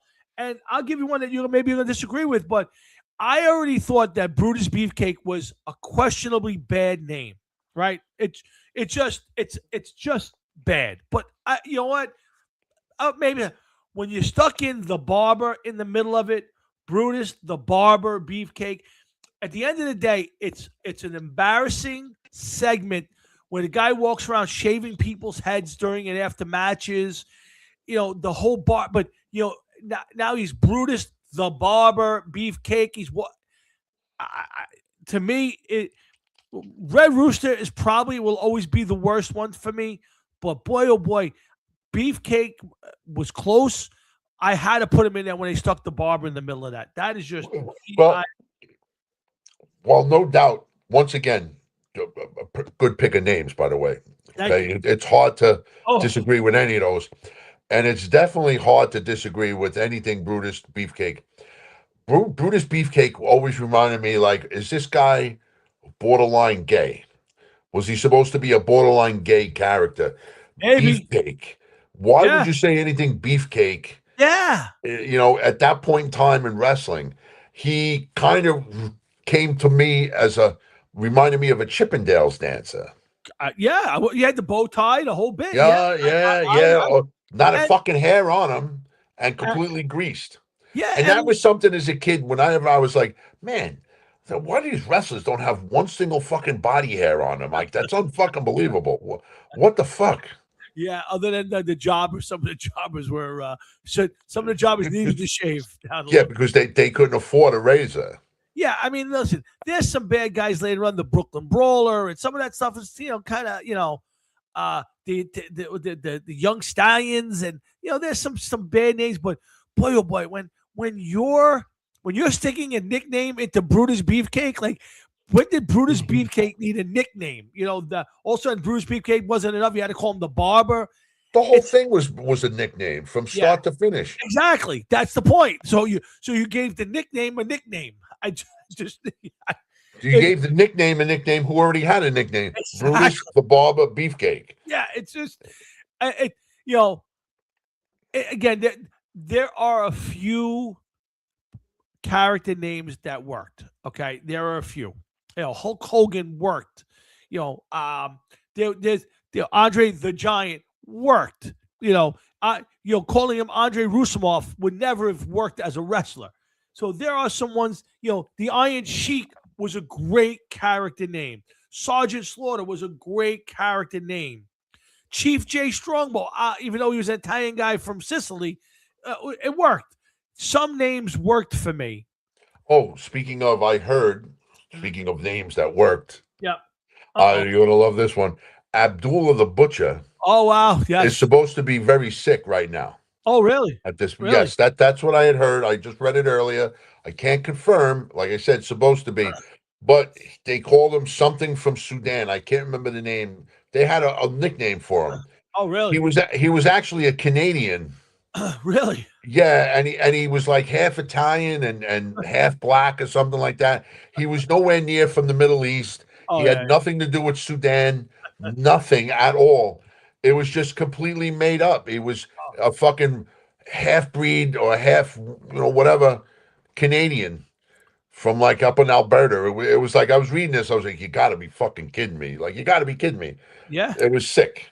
Yeah, and again, years later, when you find out all these hidden gems, like Kamala wasn't from some African country.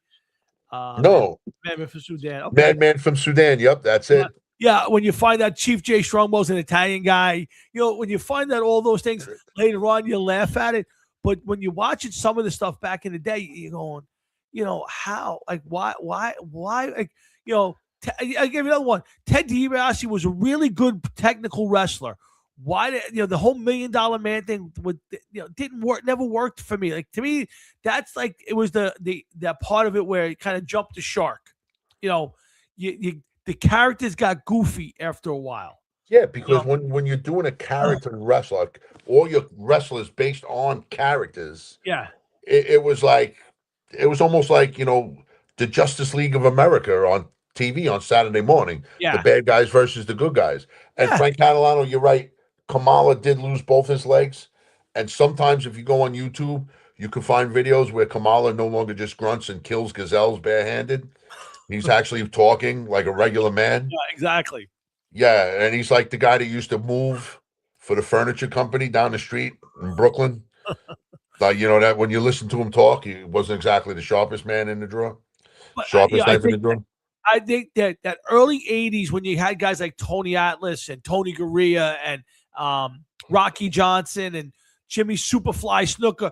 I mean, it was simpler, easier. The characters weren't it wasn't over the top.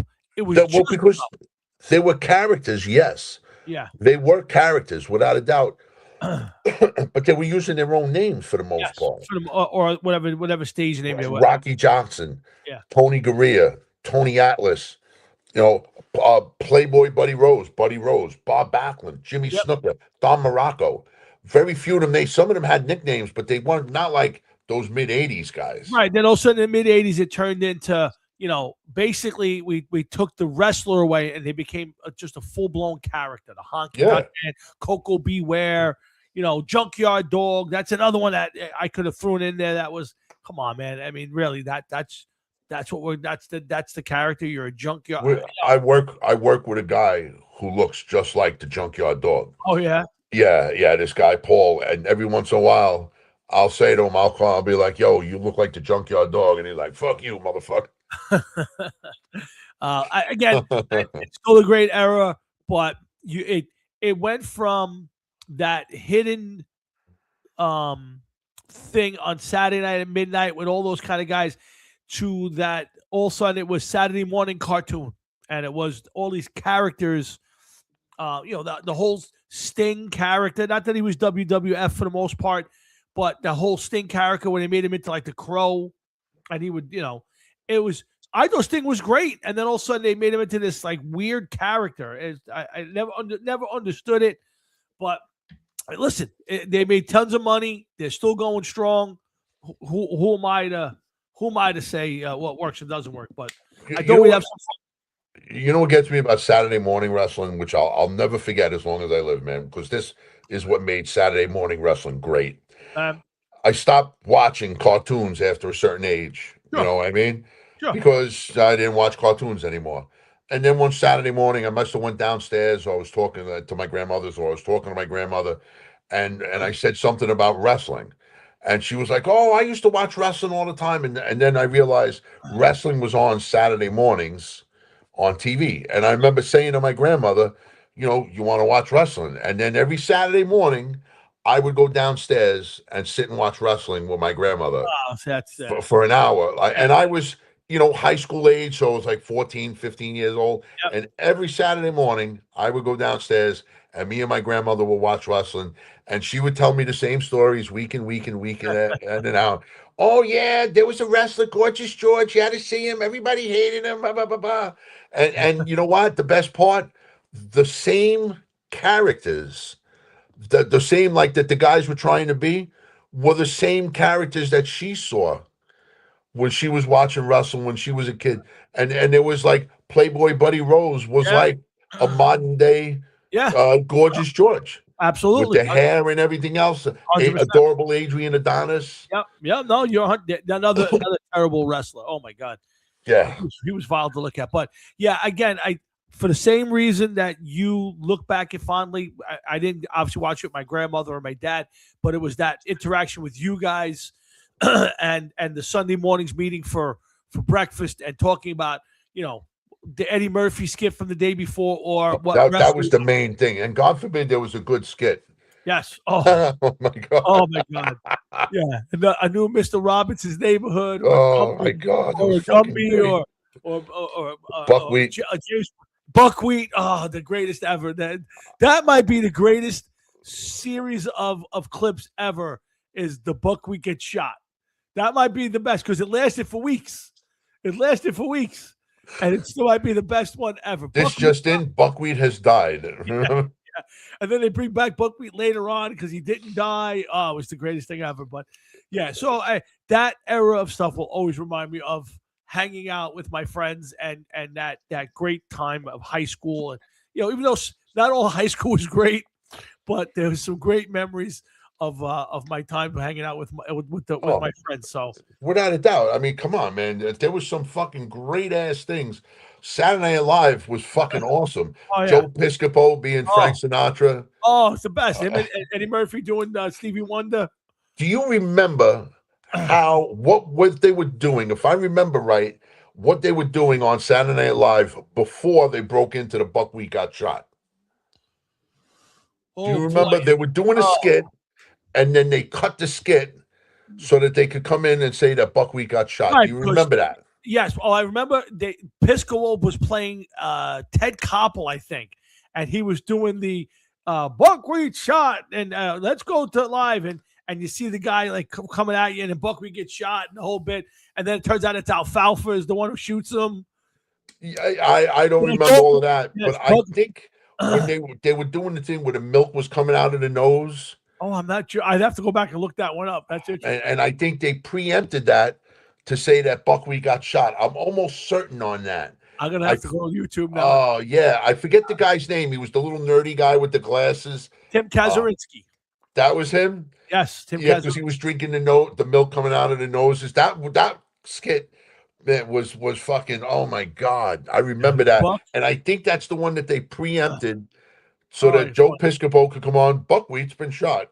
Yes. And they never showed anything extra, just the same clip over and over again with him saying it. 100%. And it's still it's a classic of all time. And that was a total rip on Ronald Reagan getting shot. 100%. Yeah. And that Gumby they turned Gumby Jewish. It was just it was the best. Absolutely the funniest era. And I love the early era. But those 3 or 4 years, whatever it was with Piscopo and Murphy, that crowd, that is to me the greatest Saturday Night Live ever of all time. Oh, without a doubt. Without a doubt. Yeah. My God. Yeah. It was so many classic things, so many classic characters. Again, that was the topic of Sunday morning conversation was, did you watch Eddie Murphy and Joe Piscopo? Did you watch wrestling? Did you see yesterday morning? And that was the topic of conversation beside, probably still other stupid things. And we used to run to Nick's Luncheonette first because we had to hide because we were in church. Yes. And then once church, we noticed people coming out. Then we ran up to Caltamire and played basketball for the rest of the day. Yeah, that was Sunday mornings in high school. That's what we did. So, again, going back to my original statement, that's why Hulk Hogan will always be that icon of the 80s for me, because that's what I remember most. Yeah. Just figured we'd have a pretty fun show. Thank you all for tuning in. I got to end it here so that way I can get my video clips and play them out. We'll be back next Thursday night. I have no idea what we'll talk about, but I'm sure it'll be something. Again, I want to wish Jeff, his wife, his mom, all the moms in his family, and all of your moms and wives and all the moms in your family. I want to wish you all a happy Mother's Day. Enjoy your weekend, and make sure you come back next week. We do it all over again, Jeff. And you got a big gig this week, right? Saturday, right? 4 o'clock? It is canceled. Oh, geez. It was canceled because of the weather. I was just telling my son, I said, we got to kill 4 hours, me and my sons. And I said, we might be able to squeeze in. Jeff's playing, I think, in Woodbridge or something at 4 o'clock. It was Rawway, but we won't. Yeah. Don't show up. I won't be there. All right. Yeah. Well, I thought maybe we get to take a ride over and see you, Jam. But all right. Thank you for the heads up. Sadly not. No, but come on back. We're going to do this all over again. Again, happy Mother's Day to all our moms out there. Thanks to Frank. See you later, Anthony. Anthony, have a good night. Thank you to all you guys, Matt, too. Everybody who tuned in, we really do appreciate it. And enjoy your weekend and everything else. So, again, for me and Jeff, enjoy the rest of your night. Enjoy the rest of your week, your weekend. And next week, come on back next Thursday night. We get together and do it all over again. So, for Jeff, myself, and everybody here at Hard Rock and Sports, have a great night. And we'll see you next Thursday night. Heffy, I'll talk to you. Let me know when you're ready. Let's play. It's 9 o'clock. I got to take the dog out. Give me about 15, 20 minutes. Give me a shot when you're ready. Take all this down, and then I'll be on there. You got it, my man. Talk to you soon. All right, dude. Later. See you later, everybody.